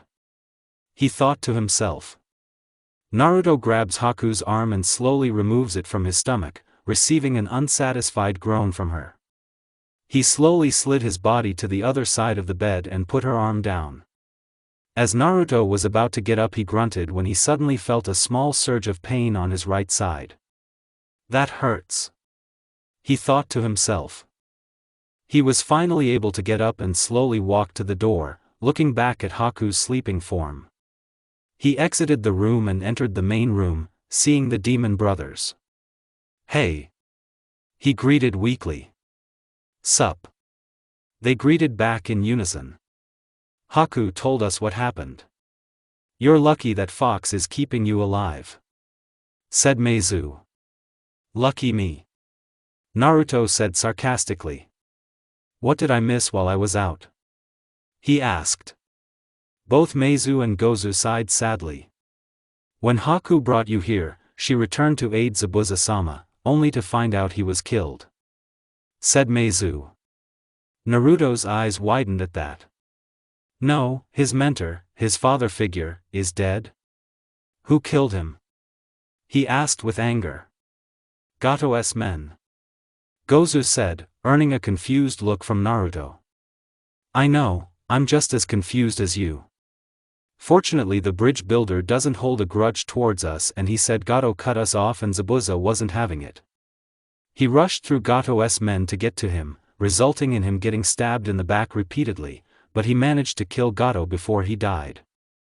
Good, I hated him anyway, said Naruto. We all do, said Meizu. And what about the Konoha nin? Did they follow us? Asked Naruto. No. They were too busy worrying about the bridge builder's life, they didn't make time to capture you. Though, knowing that you're in the land of waves, I'm betting the Hokage already sent a search party, so we'll have to leave wave eventually, said Meizu. But first, you need to rest, said Gozu. Naruto snarled. I'm fine. It's just a small ache. Naruto protested. No. You're not. He heard Haku's voice behind him. Naruto turned and see her arms crossed, a not pleased expression and bags under her eyes, indicating she didn't sleep well. Rest. Now, she demanded. Naruto grumbled and went back into the room. Whipped. The demon brothers thought in unison with a smirk. Haku turned to the brothers. Seen any leaf nin? She asked. Nothing yet, said Gozu. We might have to move to another location. Sure, those nin are persistent in bringing him back, though I'm convinced all of us together could take out the copy nin, but I doubt he's coming alone. We can't move yet, Naruto needs more time to heal properly, said Haku. We don't have a choice. Without Zabuza-sama and Gato's protection, we can't face them. We'll die, maybe us too, and you might be kept alive for the benefit of your Kekkei Genkai, said Meizu. Haku knew Meizu was right, they will be in a losing situation if they don't move. Those Konoha nins won't give up until they get what they want, even if they'll have to kill them. Haku entered her room and closed the door behind her back. Naruto, who was laying down, tilts his head up and sees Haku with a saddened expression. Naruto slides himself on the end of the bed and pats the other end, offering Haku the other end. Haku said nothing and took the offer, laying next to Naruto on her back. Few seconds of silence passed and Naruto decided to speak. Are you okay? He asked, breaking the ice. I should be asking you that, you're the one who got hurt, replied Haku. If it meant saving you, then it's worth it, said Naruto, chuckling. Again, Haku felt a pang of guilt in her. If she didn't bother to try and save Zabuza, Naruto wouldn't get hurt. I'm sorry, Haku said, softly. Naruto turned to her. What? He asked. I'm sorry. It's my fault you got hurt. If I didn't try to save Zabuza-sama, you wouldn't have to save me and get hurt, said Haku. Naruto stayed silent. It wasn't her fault, nor was it his. They were both acting on emotions and they would be torn apart if one of each other died. He couldn't get mad at Haku for trying to save Zabuza, he would have done the same thing as well. It's not your fault, nor is it mine. We were just acting on our emotions, something Zabuza-sama told us to get rid of. Naruto chuckled. Haku smiled at that. Even in stressful situations, Naruto would still have a way to brighten the mood. Which is why she loves him. Haku places her chin on Naruto's shoulder, taking in the scent of their last battle and feeling the warmth of his body against hers. Naruto turned to Haku, blue eyes and brown eyes staring into each other. Like two magnets drawn together by an irresistible force, their gazes locking in an intense moment of mutual understanding and unspoken emotion. Without thinking, their faces began to draw closer and closer to each other, both closing their eyes slowly in anticipation of the inevitable embrace that was about to take place. Suddenly, they were snapped back into reality by the sound of a shattered window caused by a thrown kunai, indicating the possibility of an ambush. Naruto and Haku thought in unison. Both Naruto and Haku leaped out of bed, ready to face the upcoming battle. 3 figures jumped through the window, all wearing black and khaki cloaks, and animal masks. "Naruto Uzumaki, your days of running and hiding are over. You're going back to Konoha with us," said the one in the middle. Naruto snarled. "Like I am.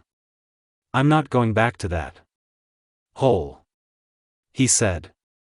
"That wasn't an option," said the masked man as he stepped closer.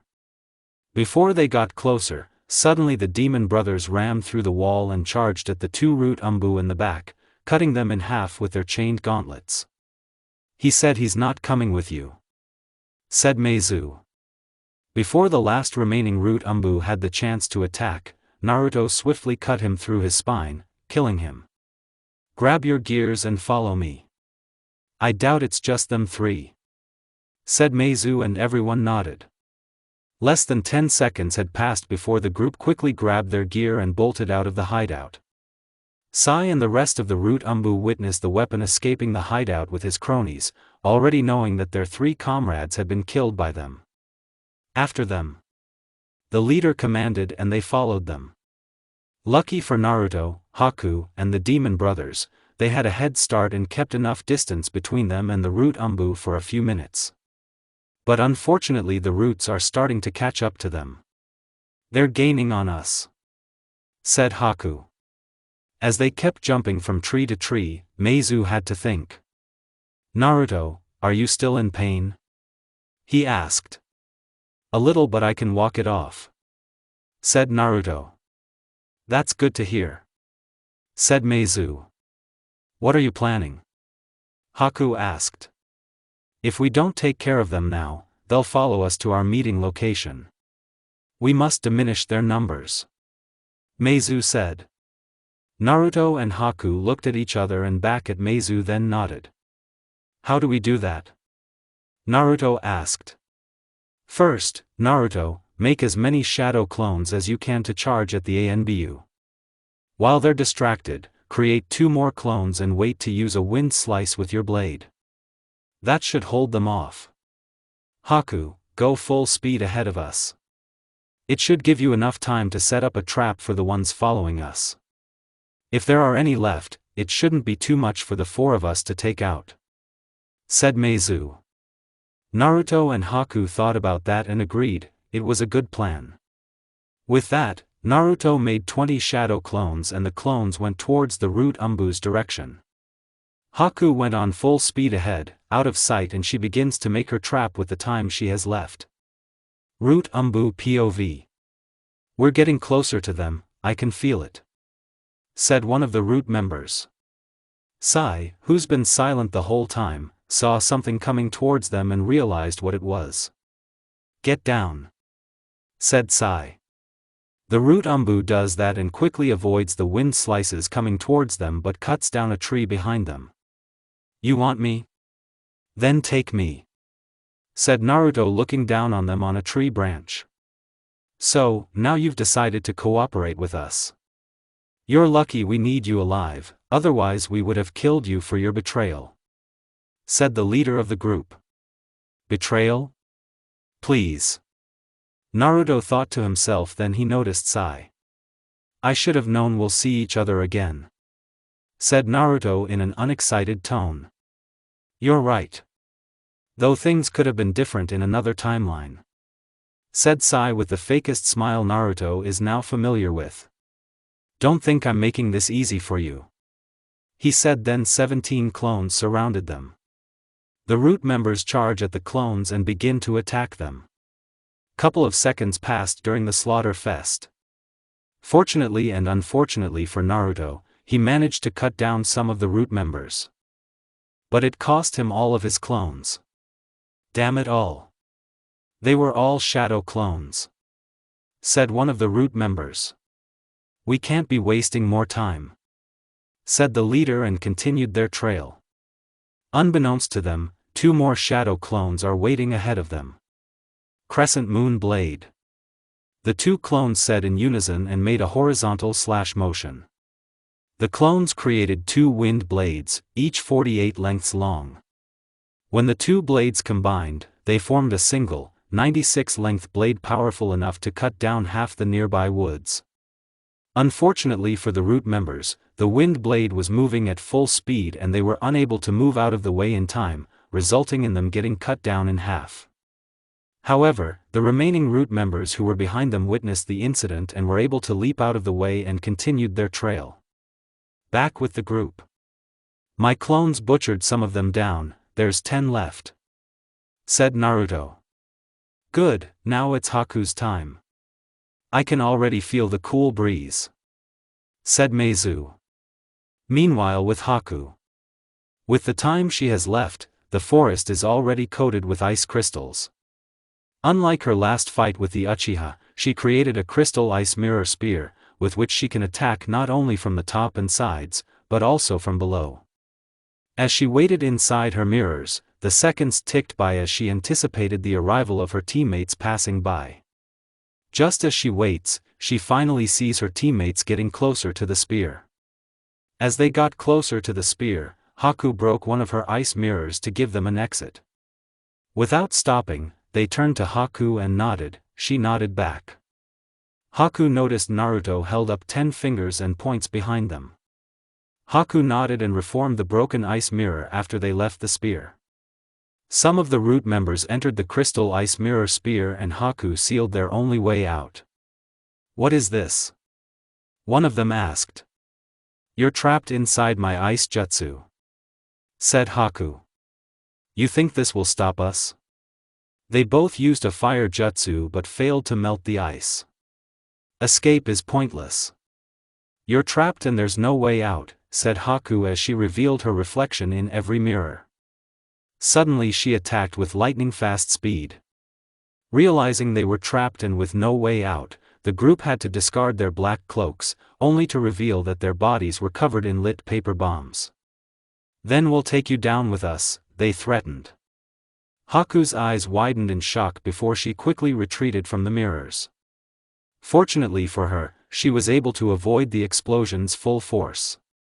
Without stopping, she jumped from tree branch to tree branch with high speed, with the intention of catching up with her teammates.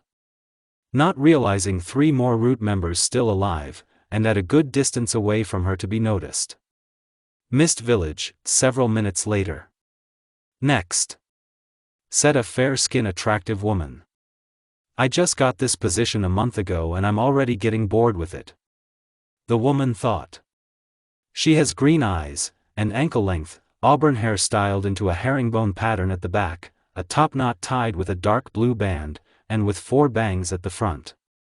2 bangs are short, with one covering her right eye, and 2 are long, crossing each other on her bust, just below her chin. She wears a long-sleeved, dark blue dress that falls just below the knees. It seems to be closed at the front with a zipper, and is kept open on the front right side from the waist down. The dress only covers up to the upper part of her arms and the underside of her breasts. Underneath, she wears a mesh armor that covers slightly more of her upper body than her dress. She also wears a skirt in the same color as her dress and, underneath those, mesh leggings reaching down over her knees.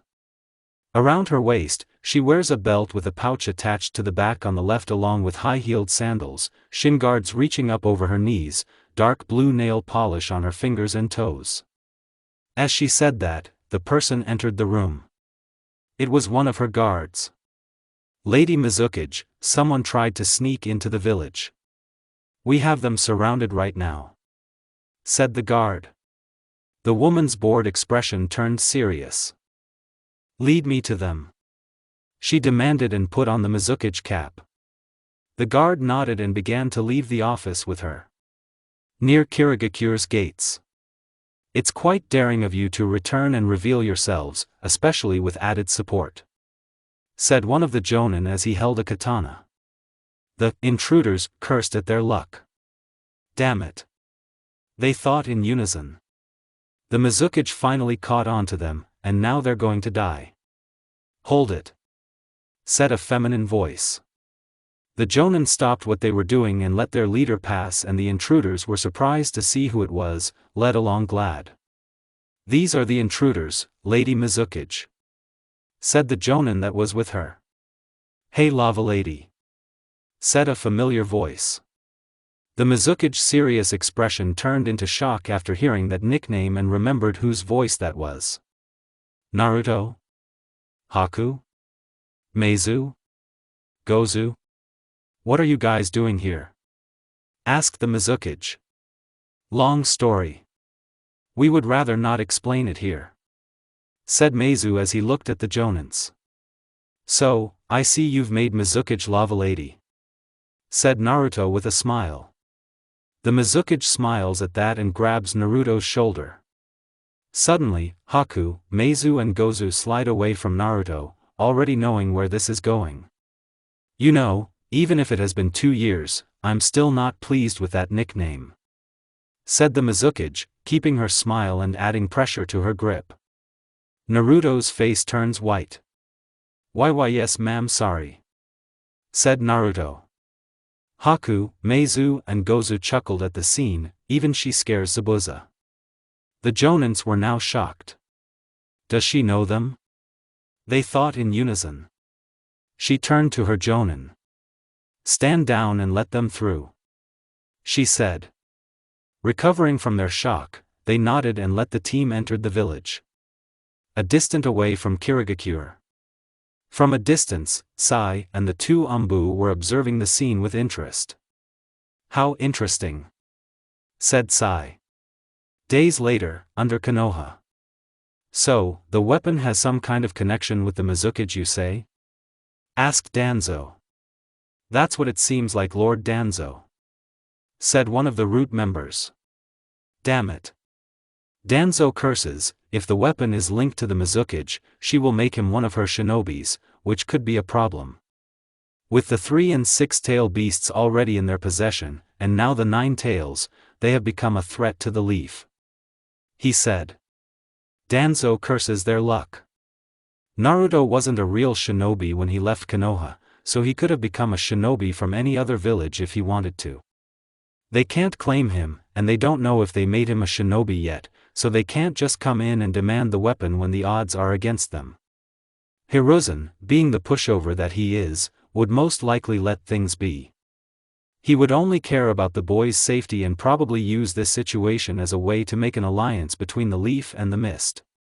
Yeah, that would most likely happen, and Danzo was not going to stand for it.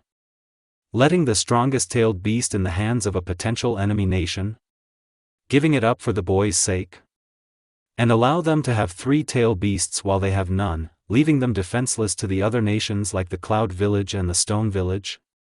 And have the same Mist Village betray them and use all 3 tail beasts against them? Over his dead body. He won't let that happen. If the boy doesn't want to cooperate with my demands, then we'll just have to extract it from him.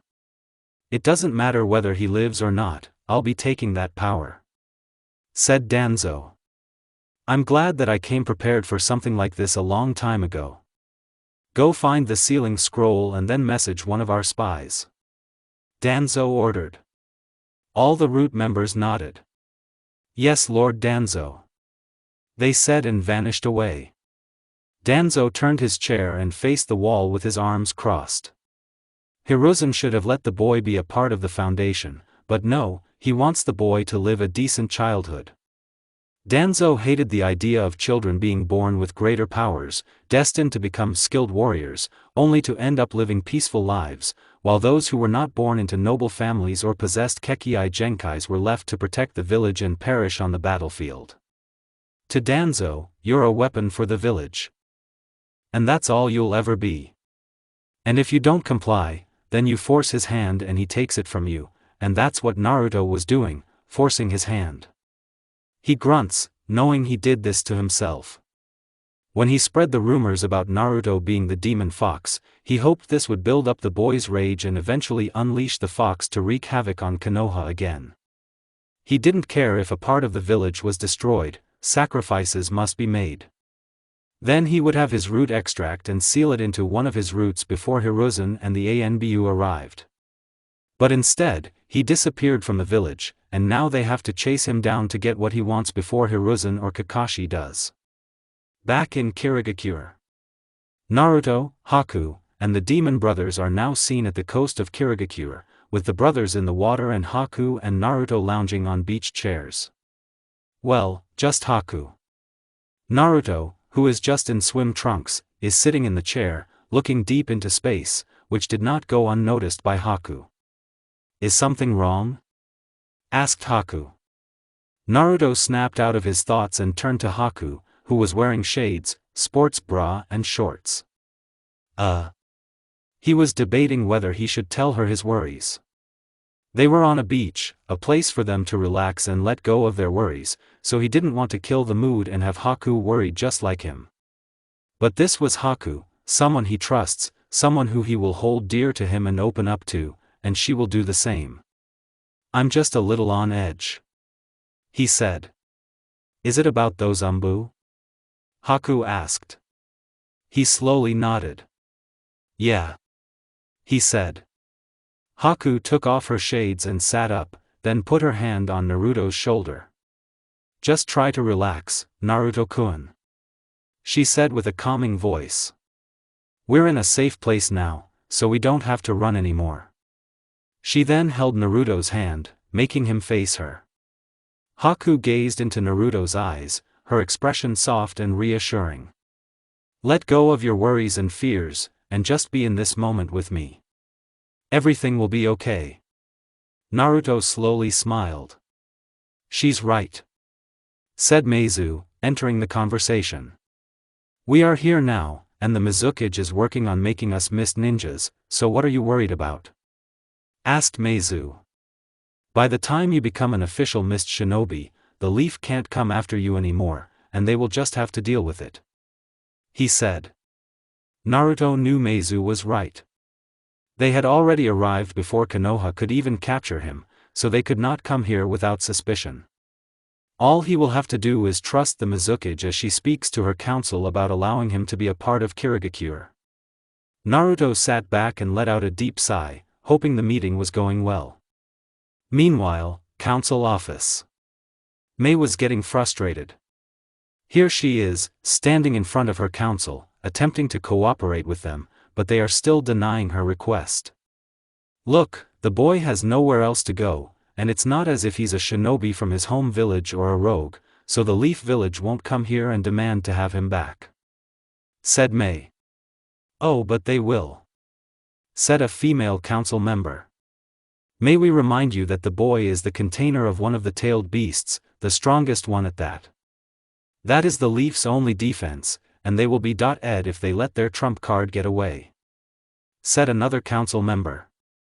We can use that against them. All we need to do is train him to control the power of the 9 tails, and we still have the 3 tails without a host. Even though our 6 tails Jinchuriki is still out there, we still have the advantage. Plus the Uchiha clan was killed years ago, so they can't use the Sharingan on them. What could we lose? Said Mei. You're correct about that, but it will take us years to get him to control his tailed beast, providing Konoha with ample time to scheme and take action. Let's not forget that we are still recovering from the civil war you incited, leaving us vulnerable at this moment, said the leader of the council. Mei had nothing to say about that. She knows they're right. We have nothing against the boy, however, we must prioritize the safety of our own village. Konoha will go to great lengths to locate him, said the leader. The other 3 may remain. But unfortunately, the boy cannot. If he were not the host of a tailed beast, he would have been able to stay here without any issues. Go tell the boy he isn't welcome here, ordered the council leader. Mei clenched her fist and left the room angrily. As she angrily walked down the hall, heading to her office, she passed by a blue-haired middle-aged man with an eye patch. By the look on your face, I'm guessing it didn't go well, he said. Mei crossed her arms and leaned on the wall. No, it didn't, she said and let out a heavy sigh. The man looks down and slowly shakes his head. That's a shame, he said. He understands Mei's frustration as he too wanted Naruto to stay here.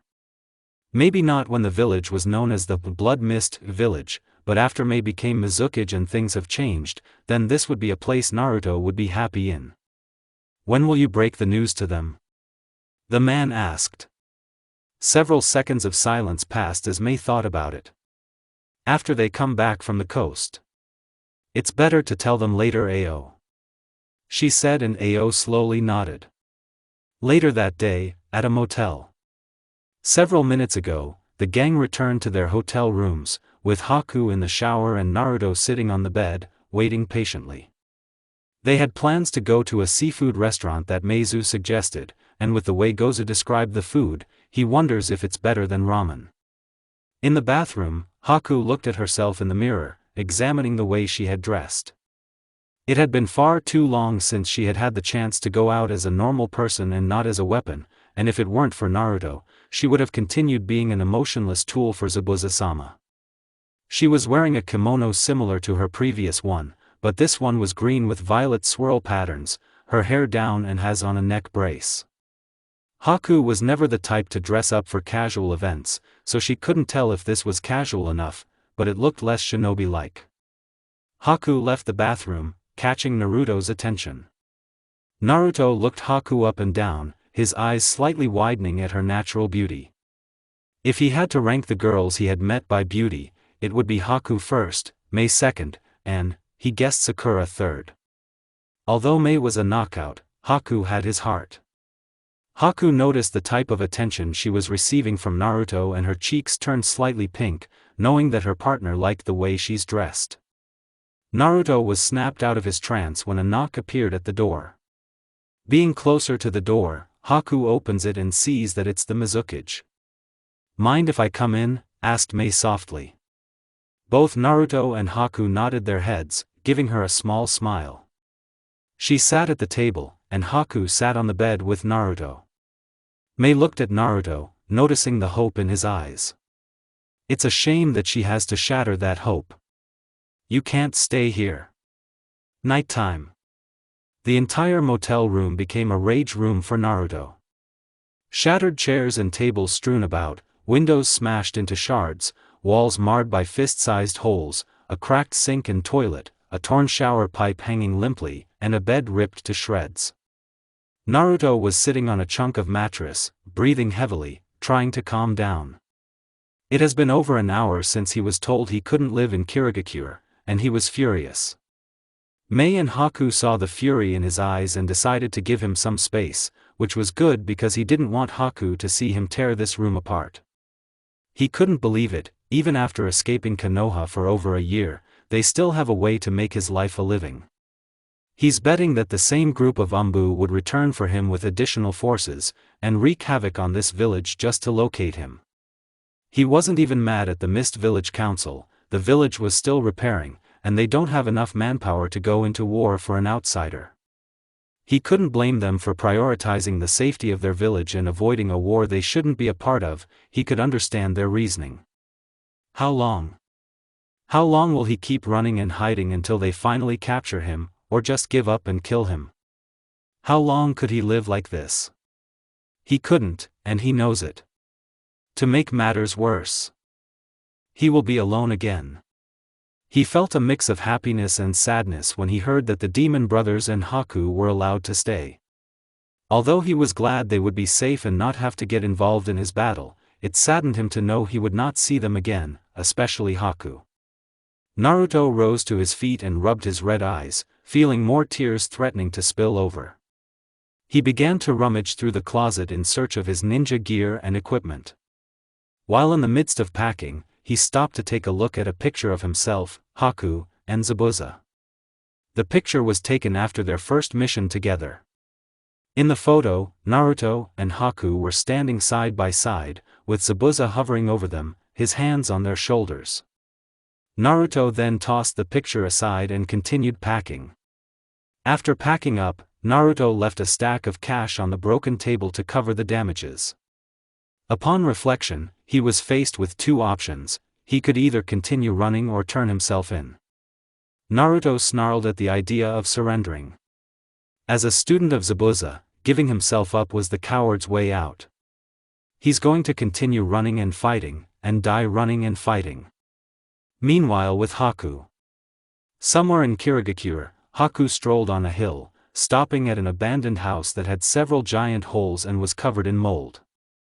Giving Naruto some time alone, instead of going to the restaurant they had planned to attend, Haku decided to go for a walk, and the first place she chose to visit was her old home. Haku didn't bother to go inside. She didn't need to be reminded of that day. She sat on a flat rock next to a small river, the same river where she discovered her Kekii Genkai. Haku blankly looks at the moon's reflection, thinking of Naruto, and is upset by the fact that she could stay if she wanted to, but Naruto couldn't. It's not as if Haku blames the council for looking after their own people instead of outsiders. Fate was going against Naruto, and he was given the option to either go back to a life of or continue running away and die alone, when they just say it and kill him. Where else is he supposed to go?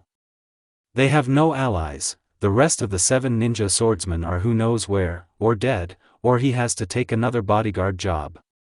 Hopefully, whatever tycoon he picked is nothing like Gato. Haku grunts. There was nothing she, Naruto, the Mizukage, or anybody else could do to help them. Naruto was going to be alone again, this time dying alone. Haku clenched her fist at the thought. Naruto was someone precious to her and she loves him more than just the precious bond they have. She loves him, and she knows he feels the same way. That's why it hurts to see that he has to go, with or without her. If Naruto is going to leave, then she's leaving with him.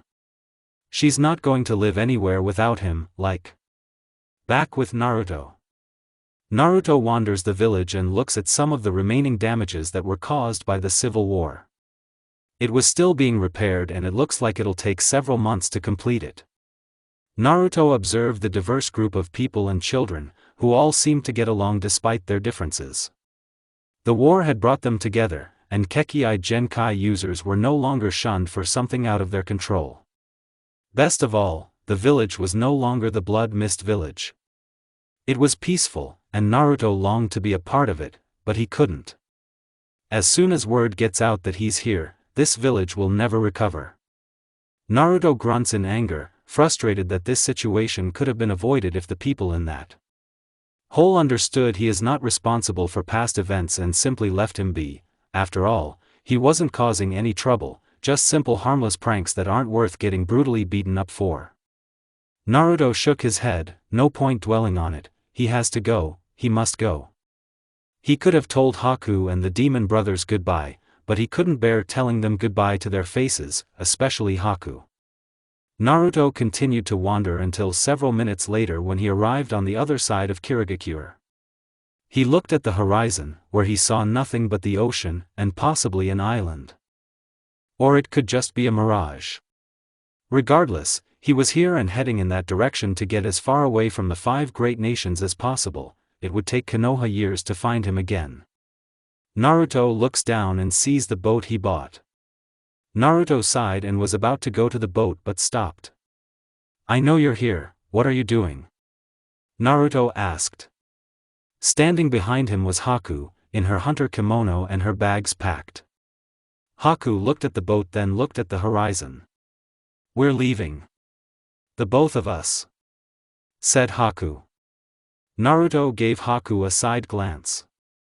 "No, you should stay. They want me, not you," said Naruto as he heads to the dock.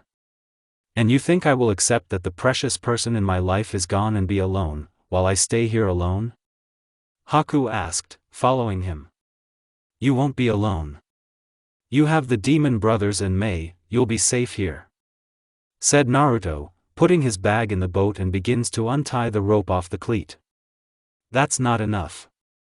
We don't have to separate," she said, holding onto Naruto's hand. "Take me with you or stay for a bit, we could figure this out together." There was a long silence as Naruto stared at the hands that were keeping him from untying the boat. Naruto clenched his fist and eyes. "Haku, don't make this harder for me than it already is. Just go back," he said, tears threatening to spill. Haku tightens her grip on Naruto's hand. "Not without you," she said, her own tears threatening to spill.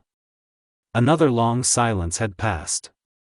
Haku could see his facial expression soften, and she eased her grip, only for Naruto to pull out a smoke bomb from his pouch and slam it to the ground.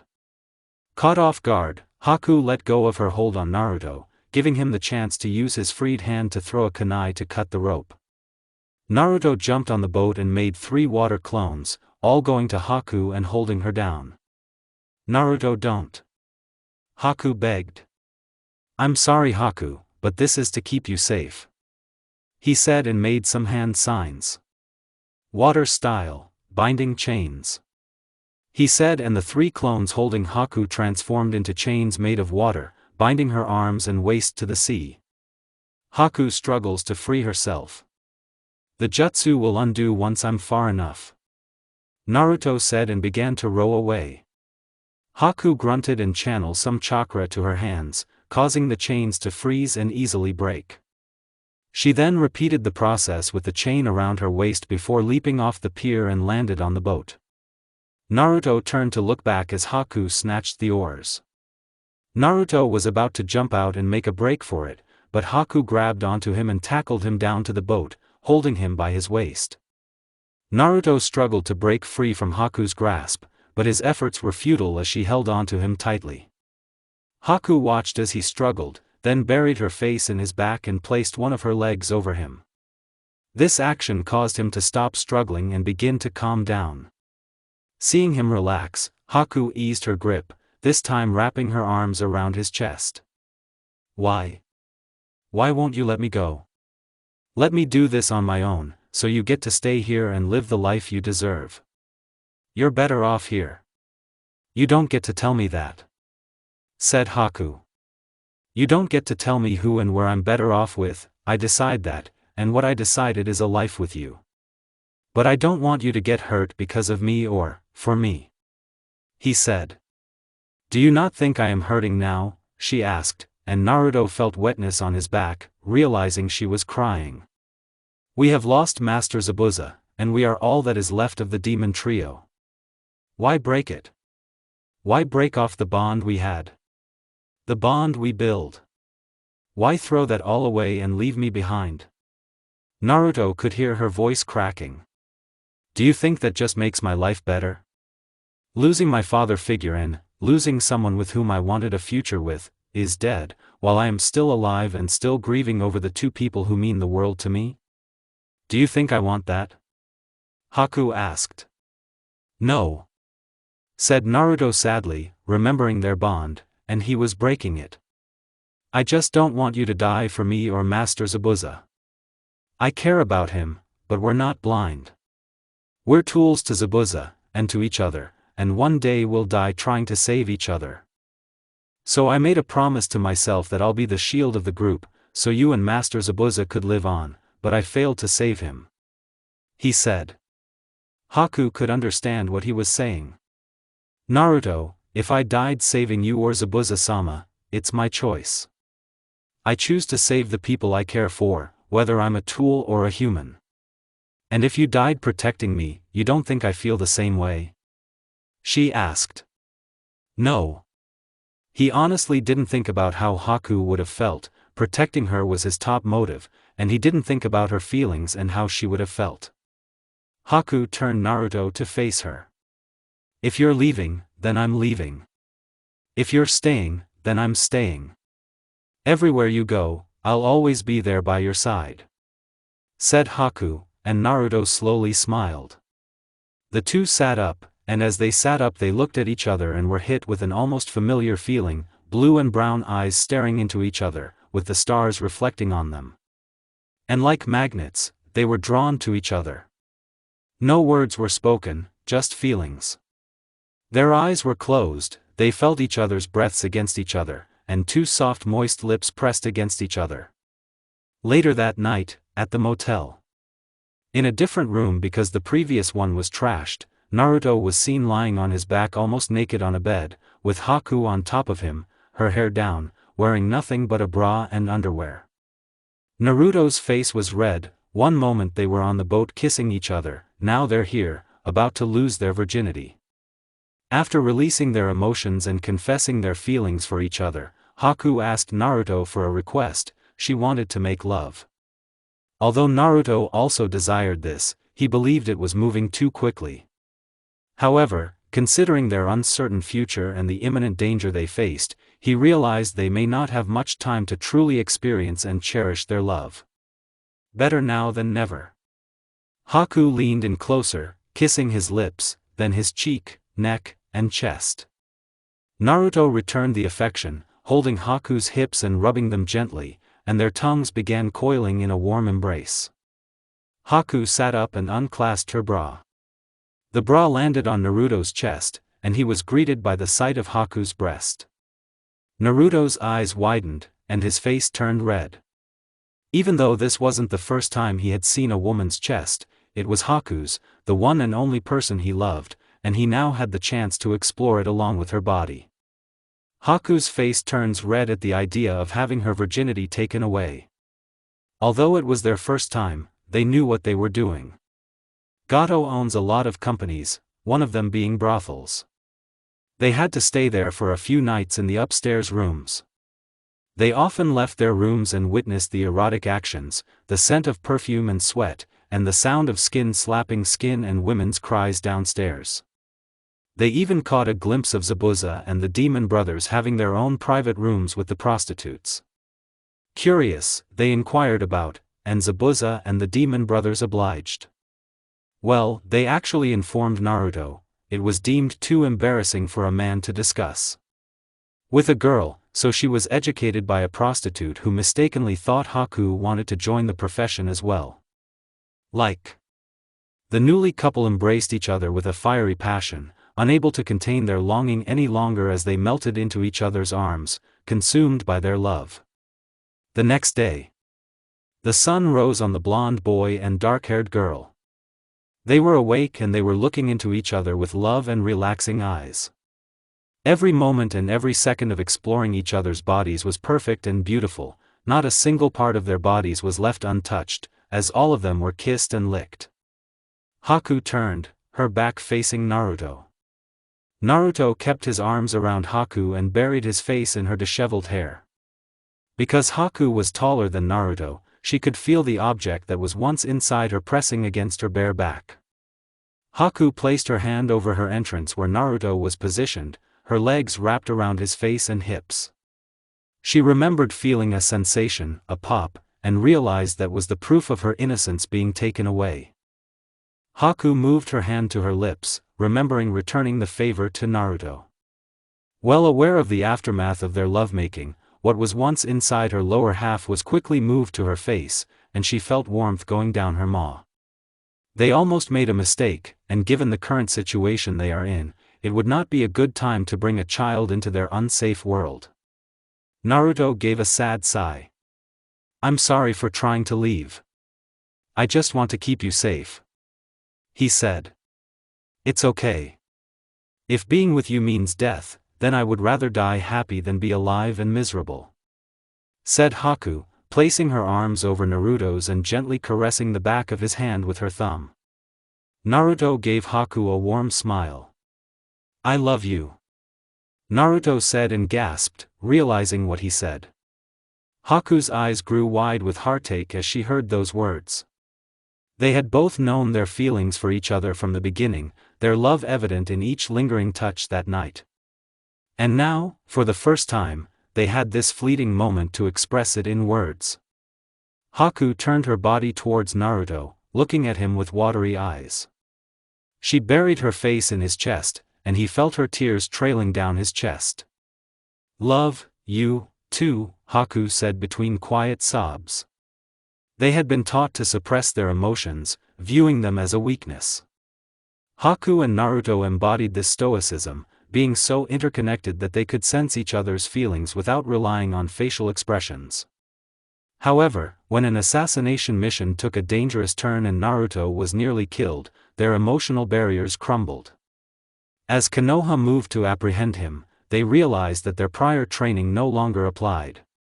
This pivotal moment led them to a new level of vulnerability, enabling them to finally express their true feelings to one another. Naruto leaned his head over Haku's, and she felt his tears on her scalp. The newly formed couple lay close together, letting their emotions flow freely. After several minutes, they were both smiling, feeling as though a weight had been lifted off of their shoulders.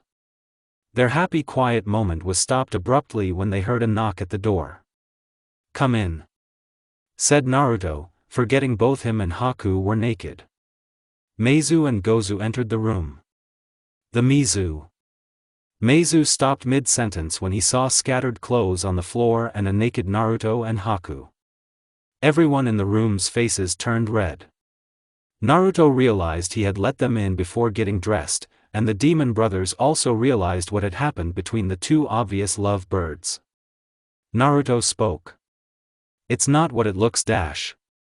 It's exactly what it looks like.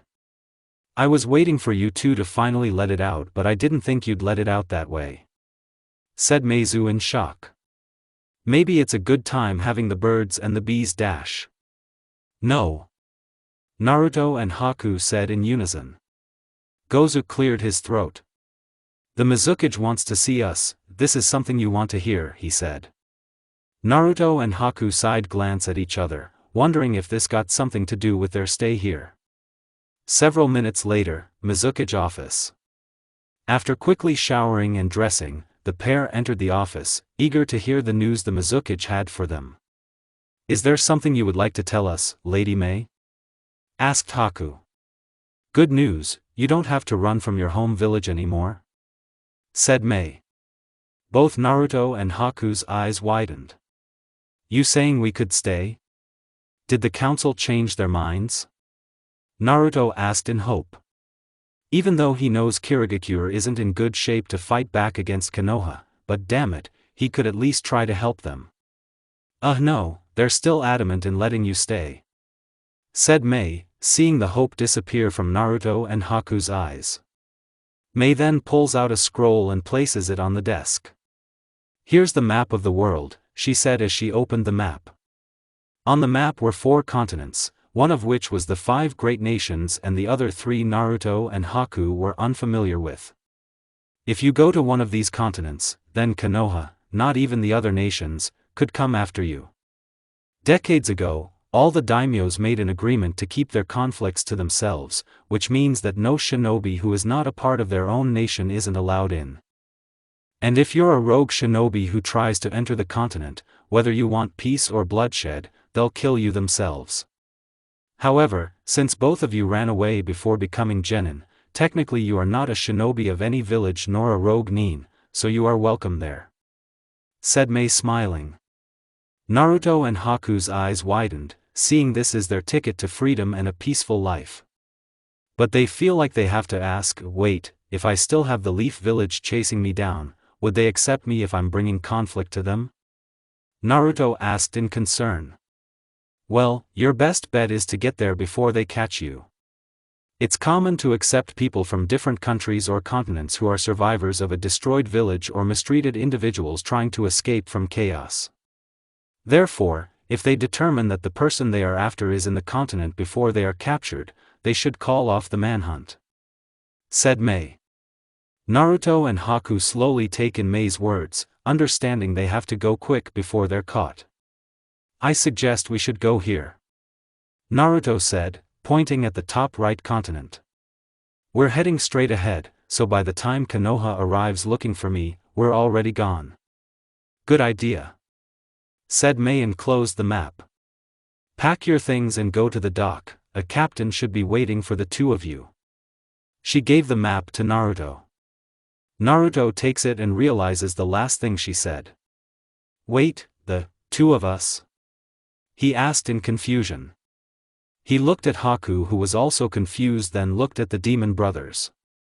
"Yeah, about that, we're not coming," said Meizu. "We were already shinobis before we left with Zabuza and obviously we're not allowed. Plus we've reconnected with old acquaintances, so we decided to stay," said Gozu.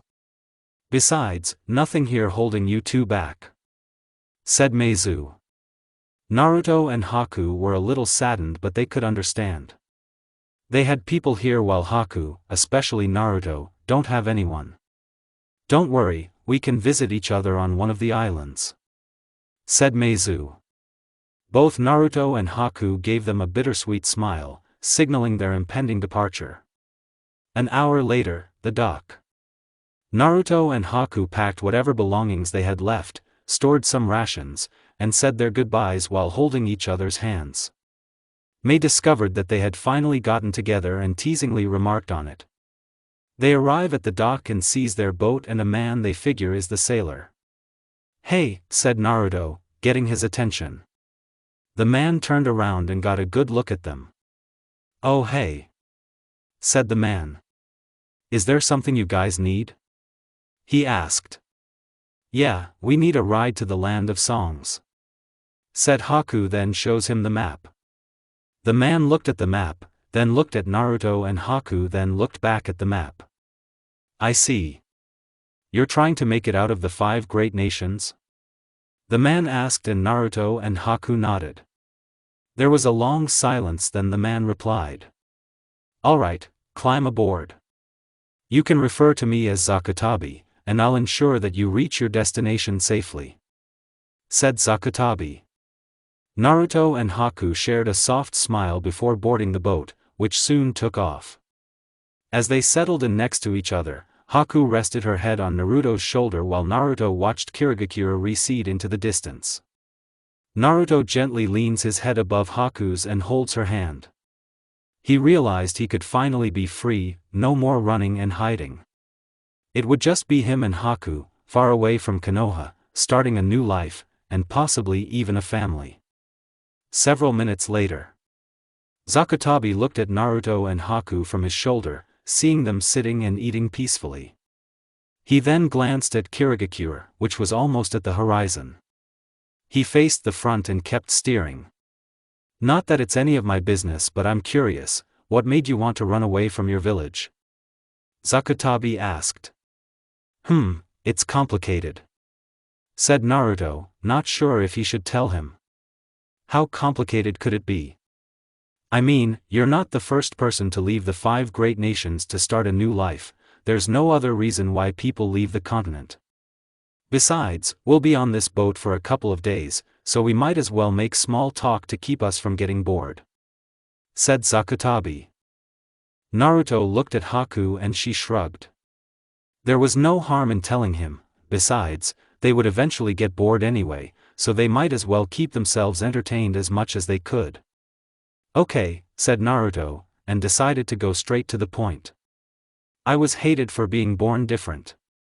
They saw me as a threat, and those idiots thought, hey, let's torture this kid for nothing and expect that he won't seek revenge and kill us all for being total idiots, angry for no reason," he said, clenching his fist, and Haku rubbed his back in comfort. "Did you kill them or something?" Zakatabi asked. "I thought about it, but that'll just prove them right about me.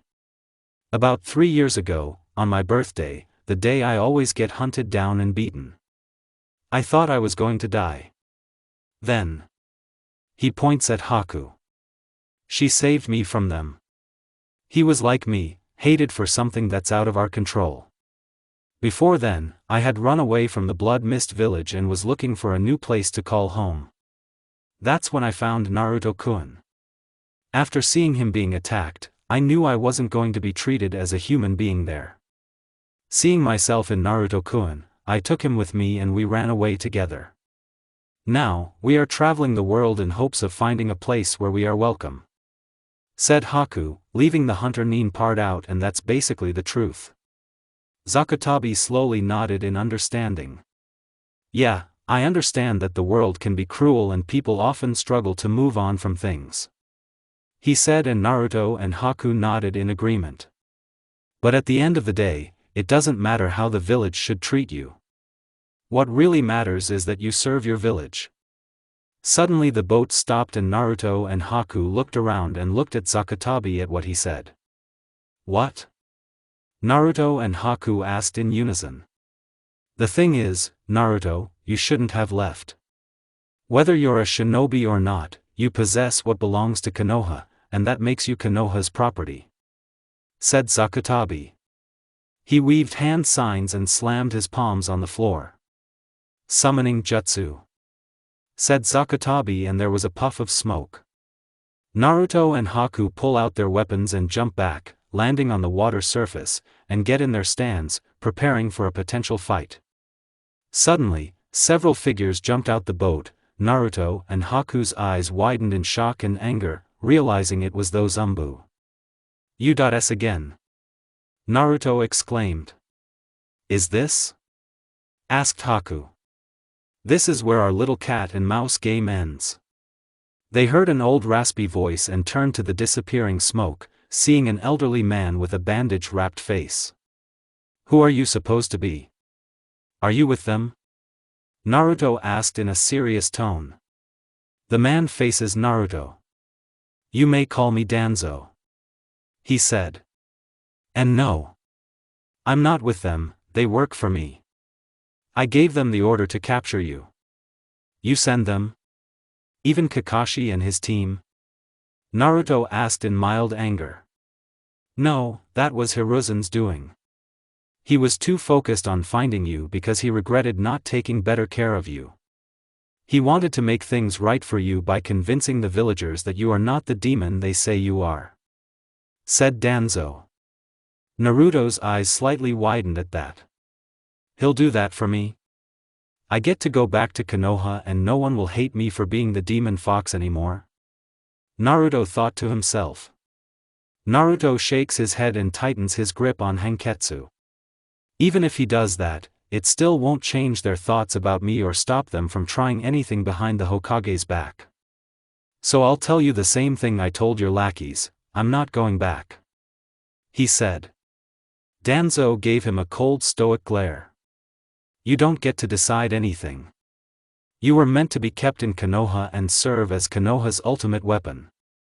That's how it was supposed to be ever since you had the 9 tails sealed inside you. But Hiruzen wasn't thinking about the village's sake, he only cared about you living a normal life. If you had stayed a bit longer, it would have made you the weapon you should have been. But you're leaving us to become a weapon of a rogue ninja," said Danzo. "That rogue ninja treated me better than those that's back in the village," said Naruto, and Haku nodded in agreement. Naruto looked at Zakatabi in disbelief. "And why are you doing this?" he asked. "I'm just following orders," said Zakatabi. "Whose orders?"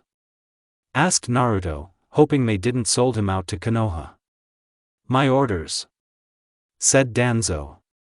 "I maintain a network of agents in every village I perceive as a potential threat to Konoha, allowing me to stay informed about their activities and ensure Konoha's supremacy over all the great nations. Or in this case, one of our pawns ever decided to turn on the leaf," said Danzo. "I'll give you one chance, either you live and serve Konoha under my leadership, or I'll simply take what I came for and leave you to die. The decision is yours." Naruto snarled. If he had not met Zabuza and Haku, he would have allowed them to take the tailed beast and receive a peaceful death. He did not care about their intentions for it, as it was the reason for the villagers' hatred towards him. But he has a reason to live, and he's not going to be someone else's tool. "You're just going to have to take it from me," said Naruto with determination. Danzo continued to look at him with a stoic expression. "Well, that just makes it easier," Danzo said as he snapped his fingers. The Umbu behind Naruto and Haku appeared closer and attempted to restrain Naruto, but quickly jumped back before a Senbon struck him. Naruto made a slashing motion with Hanketsu, attempting to behead the Anbu, but with speed on par with Haku's, the Anbu swiftly dodged the attack and swept Naruto's legs, causing him to lose control of his chakra and fall into the water. With surprising strength, the Anbu grabbed Naruto's ankle, pulled him out of the water, and threw him to the other Anbu. Haku grabbed Hanketsu and was about to run towards Naruto and the Umbu when, paralysis seal. Haku gasped and her eyes widened. Another Umbu was behind her, grabbing her by her wrist, and black marking appeared on her body. "Dot! What are you doing to her?" Naruto asked in fury. He tried to free himself from the Umbu's grasp, but it's futile. It's a paralysis seal, said Danzo, and sure enough, Haku could barely move, she couldn't even wiggle her fingers or toes. I was told about your Kekkei Genkai and assassination skills. I'm intrigued, you'll do just well in the Foundation. Haku hissed. As if I'll join you. She spat. Fine, then you'll die alongside him, I'll just extract your DNA and replicate it. Said Danzo. Danzo looked at his men holding Naruto. Without being told, they let him go, and before Naruto had the chance to fight, he was hit with instant karma. Water style, binding chains, said the ANBU as 6 chains made of water held Naruto's arms, hands, and feet. Naruto tried to break free, but it was stronger than his. This situation would have been humorous if they weren't desperately running for their lives. Now, start the extraction. Said Danzo, and 6 Umbu appeared next to Danzo. Since I don't have an Uzumaki on my side to contain the tailed beasts, their chakra will be split among you 6, who will serve as my elite root. You'll do just well in suppressing and controlling the 9 tails chakra.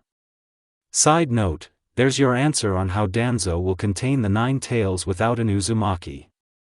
The 6 Umbu bow their heads. It would be an honor, Lord Danzo, one of them said, and they stuck out their hands at Naruto. Reaper sealing chains. They said. This is basically a weaker version of the 10 tails sealing chains and the Reaper death seal, allowing the user to avoid death and being sealed away. Suddenly, violet chains with skull tips shot out of their palms and all headed towards Naruto's stomach. As they suddenly disappeared into Naruto, his eyes widened and he let out a gasp at the painful feeling. Inside Naruto's conscience. Down the halls of a sewer, behind a massive cage, there was a giant fox sleeping peacefully, unaware of what was going on in the real world. Clang! The fox's eyes shot open and let out an annoyed roar as it felt something grab onto his tail. Who dares? It shouted. Suddenly, he felt the same thing happening to his other tails. Is this? He looked at his tails, and his eyes widened in rage. He saw chains holding onto his tails and assumed this was the doing of a certain red-haired woman. However, he then noticed that the chains were different from what he remembered. Wanting to get to the bottom of this, a projector appears, and he looks through the eyes of his container. He sees what looks like Umbu with black cloaks, 6 in front of him with their hands held out and chains coming out of them. He figures these are the same chains, and he also sees on the side a girl with black markings being held. The fox quickly puts 2 and 2 together and recalls that his container abandoned his village because of him. He kept being on the run, meeting more Konoha ninjas, and having the ANBU track him down. The fox hated the boy simply for existing and knew he would eventually be used as a weapon like always. However, he was instead driven out of Konoha and was now searching for a peaceful life without being hated for something beyond his control. Curious, he kept tabs on the boy's actions. Besides his time as a rogue nin subordinate, he had been looking for a place to call home. The fox was intrigued when he heard the boy's conversation with the Mizukage about the other continents, assuming they treated their people differently. The fox still hated humans, he guessed not all of them. Just the ones amongst the 5 great nations. The chains began to tug on him, and the fox tried to tear them off with his claws, but nothing happened. He felt the same feeling he had years ago of being split in half, except now he was being divided into multiple pieces of himself. If he was getting out his own way, and not to be used as a weapon again. In desperation, the fox continued to claw at the chains, attempting to yank them off his tail, but to no avail. His lower half was now transforming into a smoky version of himself, and he could feel himself being pulled away. Suddenly, golden chains appeared out of nowhere and struck the chains holding onto the fox's tails, causing them to retreat. The fox, finally regaining his lower body in physical form, couldn't believe what he had just seen. I knew that failsafe was a good idea, said a female voice. Outside. Everyone, including Naruto and Haku, was confused by what had just happened. One moment they were hanging on to the nine tails, and suddenly their chakra chains were yanked away, leaving them without a single piece of chakra. Danzo looked at his men. "What just happened?" he asked. "We don't know, sir, we had it but..." They tried again, and the chains were pushed out of Naruto. "Something is keeping us from it." Danzo looked at Naruto with shock and irritation. "What exactly are you doing, boy? How are you doing this?" he asked. "As if I know what dash." He didn't get to finish his sentence as suddenly he falls unconscious. Everyone was even more confused. "And Naruto?" Haku called with worry. Back inside Naruto's conscience. Naruto opened his eyes and looked around, feeling confused. One moment he was in the middle of the ocean fighting, now he was in a sewer. "How did I?" He was interrupted by a feral growl. He turned and saw a massive cage, and behind that cage was the source of the villagers' hatred towards him, the nine-tails fox, with murder in its eyes. Naruto stepped back out of caution, but when he stepped back, he flinched as his back hit something. Or someone. He suddenly felt a hand on his shoulder and shook it off. He jumped forward and turned around to see who else was with him, only to find a woman with red hair, blue eyes, a white shirt, and a green apron. "Sorry, didn't mean to scare you," the woman said and rubs her head sheepishly. Naruto doesn't know why, but he was starting to feel warm. "Who are you?" Naruto asked in confusion. Answering Naruto's question, the fox snarled. "Kushina, you bitch, how are you here?" the fox asked in rage. The woman, now named Kushina, looked at the fox with a straight face. "Helping out my son, even if it means I have to help you as well," said Kushina. Naruto's eyes widened from what he heard. "Son," he thought to himself. The fox snarled, swearing that the next time another Uzumaki traps him with those adamantium chains, he would nuke them with a tail beast's bomb. Now, here he was once again. Getting trapped by the adamantium chains, this time being saved by the same chains from the woman he had killed over a decade ago, and this time non-Uzumaki members chaining him up. From now on, every sealing chain user, including Uzumakis, is getting nuked. Kushina turned to Naruto, her serious expression transforming into a soft, warm smile. Naruto didn't know what to think. One moment he was fighting the ANBU, and the next he was here, face to face with the woman who claimed to be his mother. Before Naruto could say anything, Kushina rushed at him, getting on her knees and hugging Naruto tightly as she began to sob. Naruto hugged her back. He didn't know why, but it felt right to embrace someone who looked like their world was collapsing. "We're sorry," said Kushina between sobs. Naruto was confused now. "You're sorry? We?"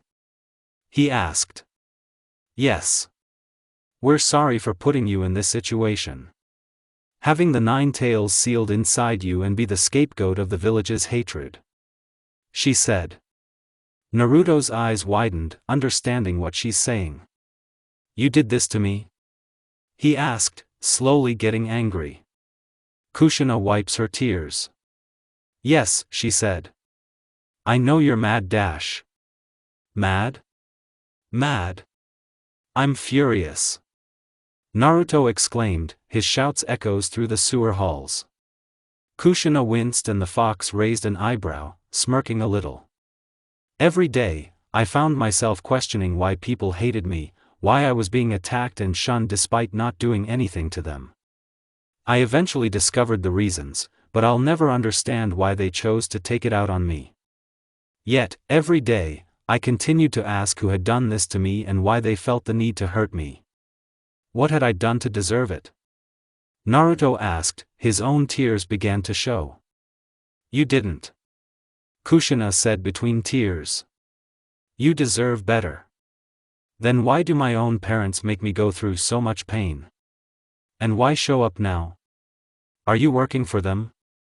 Do you hate me so much that you would give me up just to be used and hated like a toy?" Naruto asked in anger and disbelief. It's not like that at all. I'm not actually here, I died when you were born. What you're looking at now is my chakra taking physical form. This isn't the real world, we're in your seal, explained Kushina, noticing her son's expression shift from anger to confusion, and she decided to tell him what happened years ago. On the day you were born, someone extracted the 9 tails from me and used it to destroy the village. Once your father dealt with the man and the 9 tails, we intended to seal it back inside me, but... She glanced at the 9 tails. He stabbed both me and your father. Left with no choice, we sealed it inside you. It wasn't our intention for you to be hated by the village, you were supposed to be seen as a hero and live a normal life, but that didn't happen. Naruto doesn't know how to feel after taking everything in. He used to feel abandoned, thinking his parents hated him like everyone else and didn't want to associate with him. Now here he was, being told by his mother's spirit that he could have lived a better life and was supposed to be looked upon as a hero, but their expectations went in the opposite direction. I understand that you despise us, and you have every right to feel that way. However, I want you to know that our love for you runs deeper than our love for the village. We would willingly sacrifice our lives for you, over and over again," said Kushina, and hugs Naruto again, burying her face on his shoulder. After all the anger and hatred he felt towards her dissipated, Naruto was overcome with sorrow. He embraced her back, shedding tears of his own, as the mother and son spent several seconds embracing each other. This is what Naruto wanted and needed, the love of a mother, even if she wasn't alive, but it felt real. Sure, there was Mei, but she was more like an aunt than a mother. The two let go of each other and recomposed themselves. "There's so much I want to talk about," said Naruto. Well, let's start with you, Anne Haku," Kushina said with a smirk and a raised eyebrow. "Yeah, we're together," he said. "Wait, how do you know about Haku?" he asked. "Well, just like the fox. We could see what's going on," said Kushina. Naruto's eyes widened and his face turned red. "Even when we..." "Yep. All of it," said Kushina, crossing her arms, and Naruto rubbing the back of his head with embarrassment. One of the things she was looking forward to in being a parent is to give him the birds and the bees talk, but he was taught by a rogue nin and a prostitute. "But I like her," said Kushina. "And I hope she makes you happy." She pats his shoulder, making him smile. The moment was interrupted when more Reaper sealing chains appeared again, this time with more chains than before. Passing by the mother and son, they all latched onto the fox, with a few on his tails and legs, already pulling in his chakra. "I'm going to die if they take him away," said Naruto. "No, you won't," said Kushina. She entered the cage, to which both the fox and Naruto thought she was insane. Golden chakra chains shot out of her body and struck all the chains on the fox's body, and the chains retreated again. "You got some nerve helping me," the fox snarled. "You know I'll kill you if you come any closer." Where is the satisfaction in killing someone who has been dead for over a decade, when all that remains of them is their chakra, a small amount at that, asked Kushina, making the fox snarl in response. "Besides, this battle is for you. One side wants to use you as a weapon, while the other wishes to live in a place that's nothing like the 5 great nations, where they can exist without pointless conflict. Which do you prefer? You only have those 2 options, Databane," said Kushina, crossing her arms. The fox couldn't believe it. He was given 2 options, neither of which he actually liked because they still involved him being sealed up.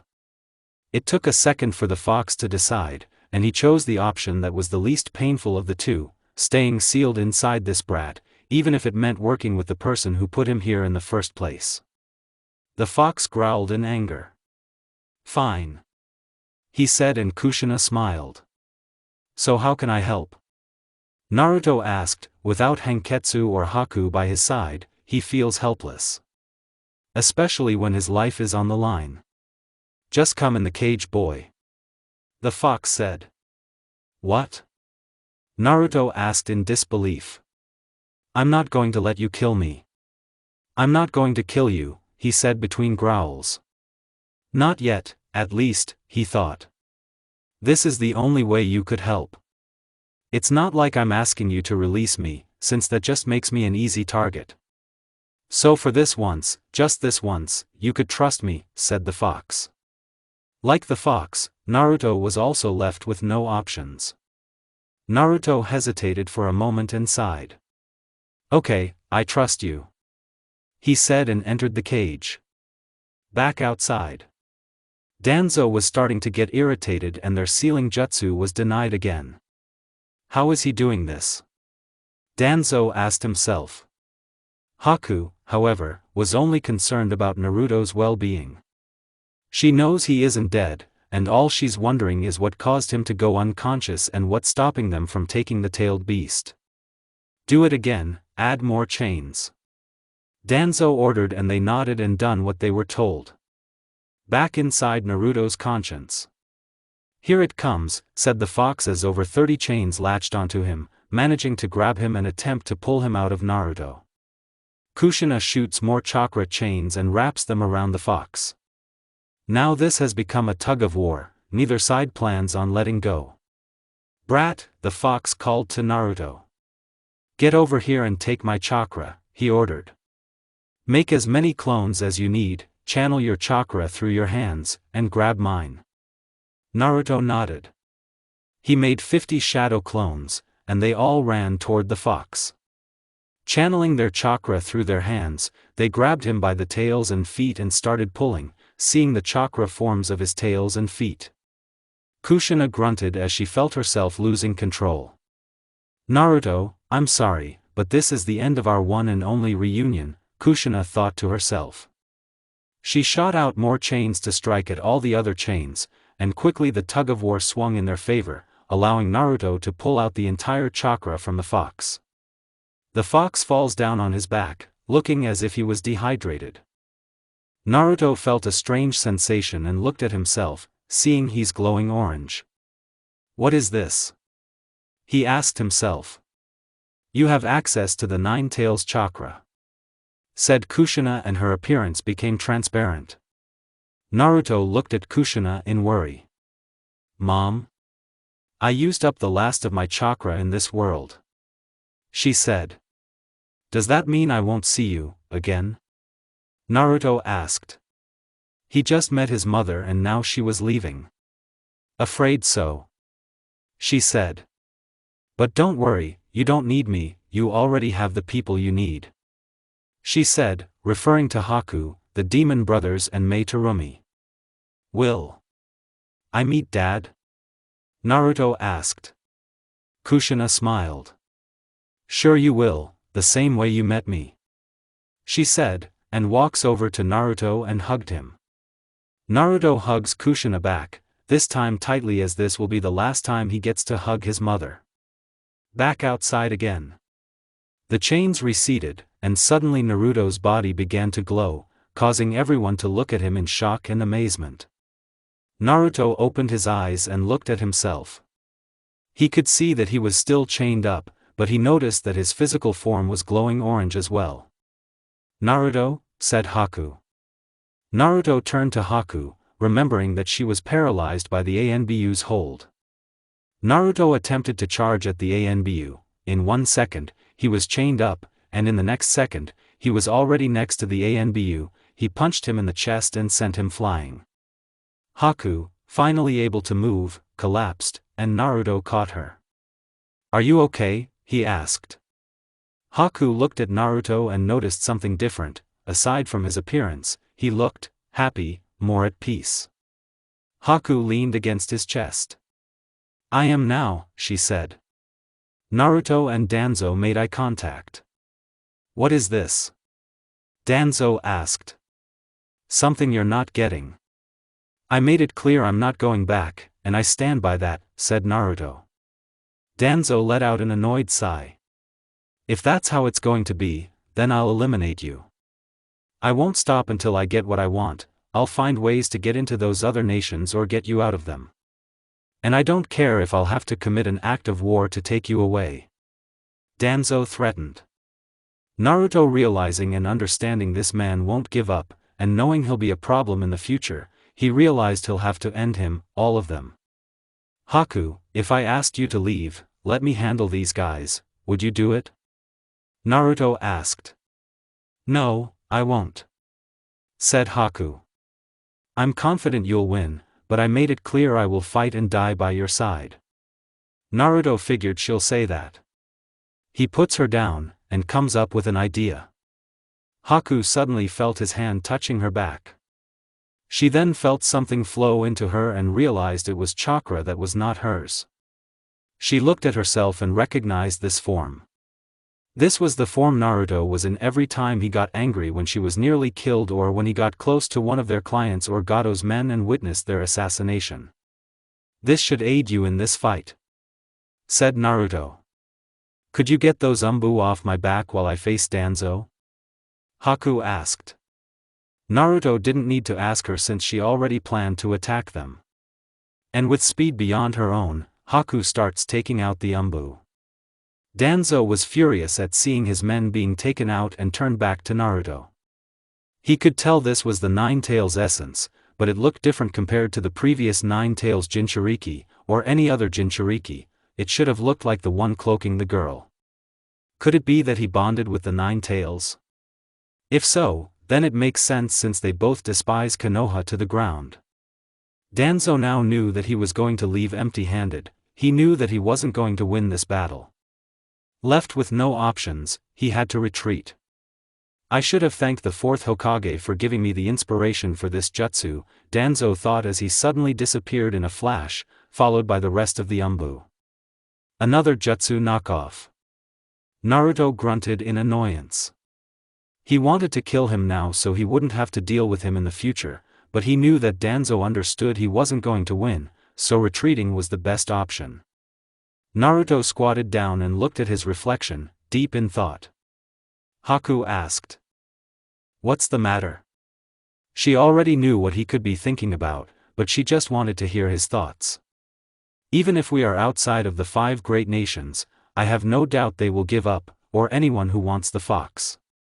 Even if we make it to the other nations, I doubt that will stop him from going there, said Naruto. We know guys like him, they'll do anything to get what they want, not caring if it's a war crime. Haku puts her hand on Naruto's shoulder. But what's stopping us right now from going to a new place to live, where people with no loyalty to their village could be welcome? You're right about them not giving up, we shouldn't either. We'll just have to keep fighting, said Haku. Naruto slowly nodded and smiled. Yeah, they'll just have to keep fighting. Naruto got up and the tailed beast's chakra returned to the seal. I'm glad the boat didn't get damaged, he said. He stuck his hand out for Haku and she took it. They got back on the boat, Naruto dropping Hanketsu and Haku leaning on the gunwale. Naruto starts driving the boat and heads towards the other continent.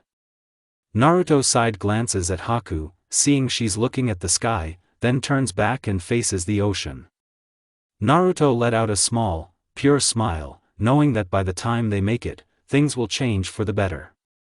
Several years later, an older Naruto, now wiser and more seasoned, was seen in his office, getting ready to finish up and go home for the day. With all the paperwork done, he felt happy and ready to leave work and unwind at home. He left the office and wandered the streets of Jinoishi, the place he calls home, the place that treated him better than Konoha. While wandering, he remembered that day when he and Haku arrived here. When they arrived, the shinobi there weren't taking any chances and were about to kill them, but Naruto used the Nine Tails chakra to defend himself and Haku. He quickly explained their situation, and when they didn't believe him, they looked through the shinobi book and bingo book. Sure enough, they found nothing on them. Since Naruto was a Jinchuriki, it would be stupid to put a bounty on him, as that would be giving them a free-tailed beast. Haku wasn't in the bingo book either, and since she always had a mask on, no one knew what she looked like. They were welcomed with open arms and, instead of settling in the first village they had landed on, they chose to reside somewhere in the middle of the continent. This decision led them to the land of castles, where they found better security and stronger shinobis. It was like the equivalent of Konoha. They were treated better, and Naruto was never shunned for being the container of the nine tails. Then again, they never experienced the wrath of a tailed beast. Months after living there, news about Konoha arrived, and both Naruto and Haku were a little shocked to hear what had happened. Konoha was hosting a Chunin exam, but the Sand and Sound villages initiated an invasion. The One-Tails destroyed everything in sight and killed anyone it encountered, resulting in the death of the third Hokage during his battle against a rogue ninja named Orochimaru. The Sand and Sound villages emerged victorious from the invasion, leaving Konoha as nothing but a sandy graveyard. Some people managed to escape, while others did not. Naruto could not be happier after hearing the news. He was glad everyone, or at least some of them, was dead. Well, except for Tsuchi and Ayam, since they were the only ones in Konoha who treated him better. He hoped they were among the lucky ones to escape Konoha. But besides all that, it meant this hunt for the Nine Tails was over, which meant he could finally be left alone and live in peace. Except for some reason, fate decided he hadn't had enough, and just sent mercenaries after him. And never in a million years did he think he'll end up facing Kisame Hoshigaki of all people. Side note 2, since Naruto wasn't in the Chunin exams, he wasn't there to save Sasuke and Sakura from Gaara, so they died. With Sasuke dead and Konoha destroyed, Itachi committed harakiri. With the knowledge he gained from Zabuza, he knows to avoid Samehada's strikes and only fight with Hanketsu. This led to an epic sword duel between two blades made for the hands of potential 7 ninja swordsmen of the mist. The question was, who among them was superior? The fight dragged on, and Naruto was on the ropes until Haku and a few castle ninjas aided him. It reached a point where Naruto had to use the Nine Tails chakra to create a giant beast bomb, blowing Kisame to pieces and sending Samehada to the Mizukage. Then more of them showed up, 2 who called themselves the zombie combo, but they were easy to take out. He didn't understand one of them: what was the point of immortality when you couldn't regenerate? Then came the leader, who had a god complex, until he went into tailed beast mode and his godlike confidence shattered, resulting in him being taken out. Meanwhile, Haku defeated his partner. If it wasn't for the fox, whose name he later found out was Kurama, alerting him that he was fighting a walking corpse, he wouldn't have found the real one and crushed his crippled body with Kurama's chakra hand. Unaware of earning a deathly and hateful stare from a man wearing an orange mask, he unknowingly ruined his plans, and could do nothing to continue it. It became known to everyone in the world that Kumogakure and Iwagakure still had one of their tailed beasts, while Kirigakure and Sunagakure were defenseless, leading them to ally themselves with the villages possessing the tailed beasts. Kirigakure allied with Kumogakure, and Sunagakure allied with Iwagakure. But Naruto and Haku didn't care about what was going on in the 5 great nations, now known as the 2 great nations. Time had passed, and no one seemed to come after Naruto for the Nine Tails, not even Danzo, which meant he could be at peace. Gaining everyone's respect, he was nominated as the leader of the land of castles, the Jokage.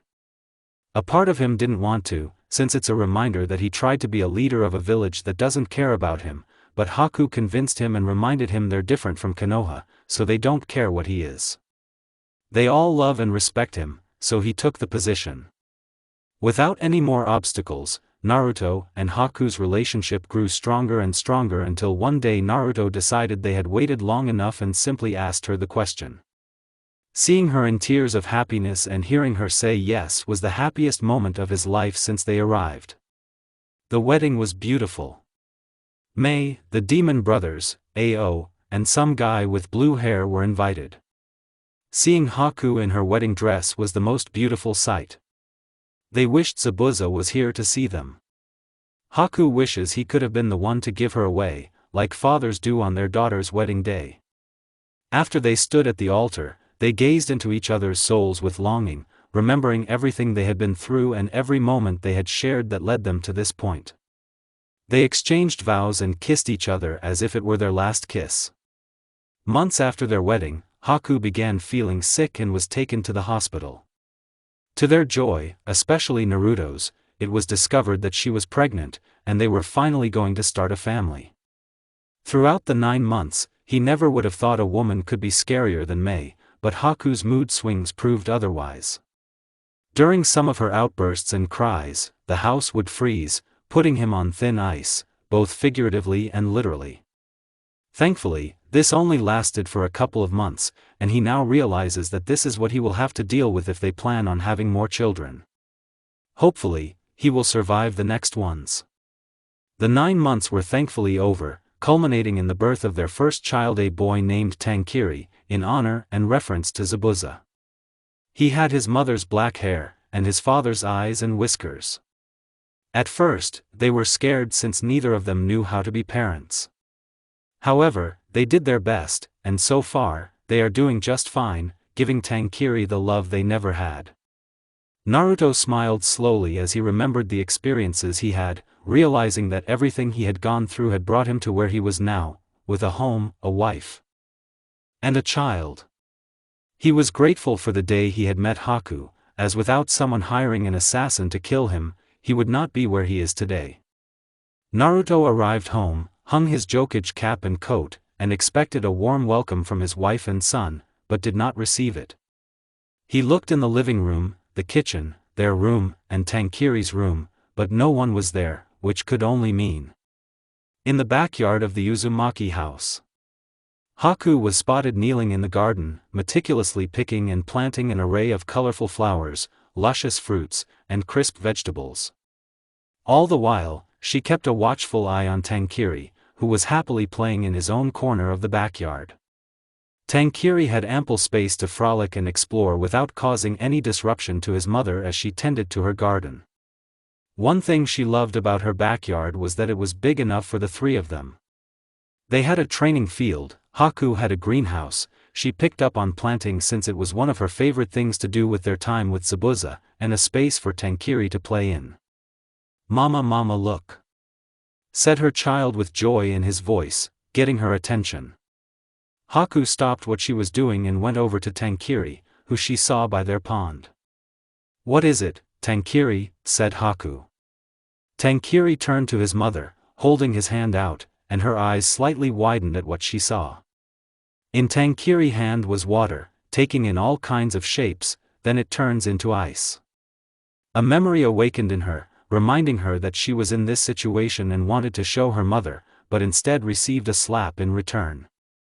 Little did she know that their possession of a Kekii Genkai was a closely guarded secret, and revealing it could lead to grave consequences. And since time has passed, they don't have to be kept a secret anymore. Tankiri looked at his mother in confusion, seeing she doesn't look happy. "Is she upset? Did I do something wrong, Mama?" Tankiri asked in worry. Haku snapped out of her memories when he asked that question. Haku kneeled down and hugs Tankiri tightly. "No, sweetie, you could never do anything wrong," said Haku. Tankiri returned the hug with a smile. He then heard the sound of the door closing and saw his father entering the backyard. "Oto-san," he said cheerfully. Haku let go of Tankiri and he ran to Naruto, making sure he won't accidentally step on mommy's plants. Naruto squatted down and held the 3-year-old boy. "Hey there, kiddo," said Naruto. "Guess what, I could move water and turn them into ice," said Tankiri happily. Naruto's eyes slightly widened and he looked at Haku, who nodded to confirm it. "That's good, keep it up," he said with a smile and gently put him down. "Welcome home, husband," said Haku and planted a kiss on his cheek. "You're here earlier than usual." "I just wanted to come home early for you, wife," said Naruto smirking. Naruto looked around at the garden, noticing most of the dead plants are gone and new ones were there.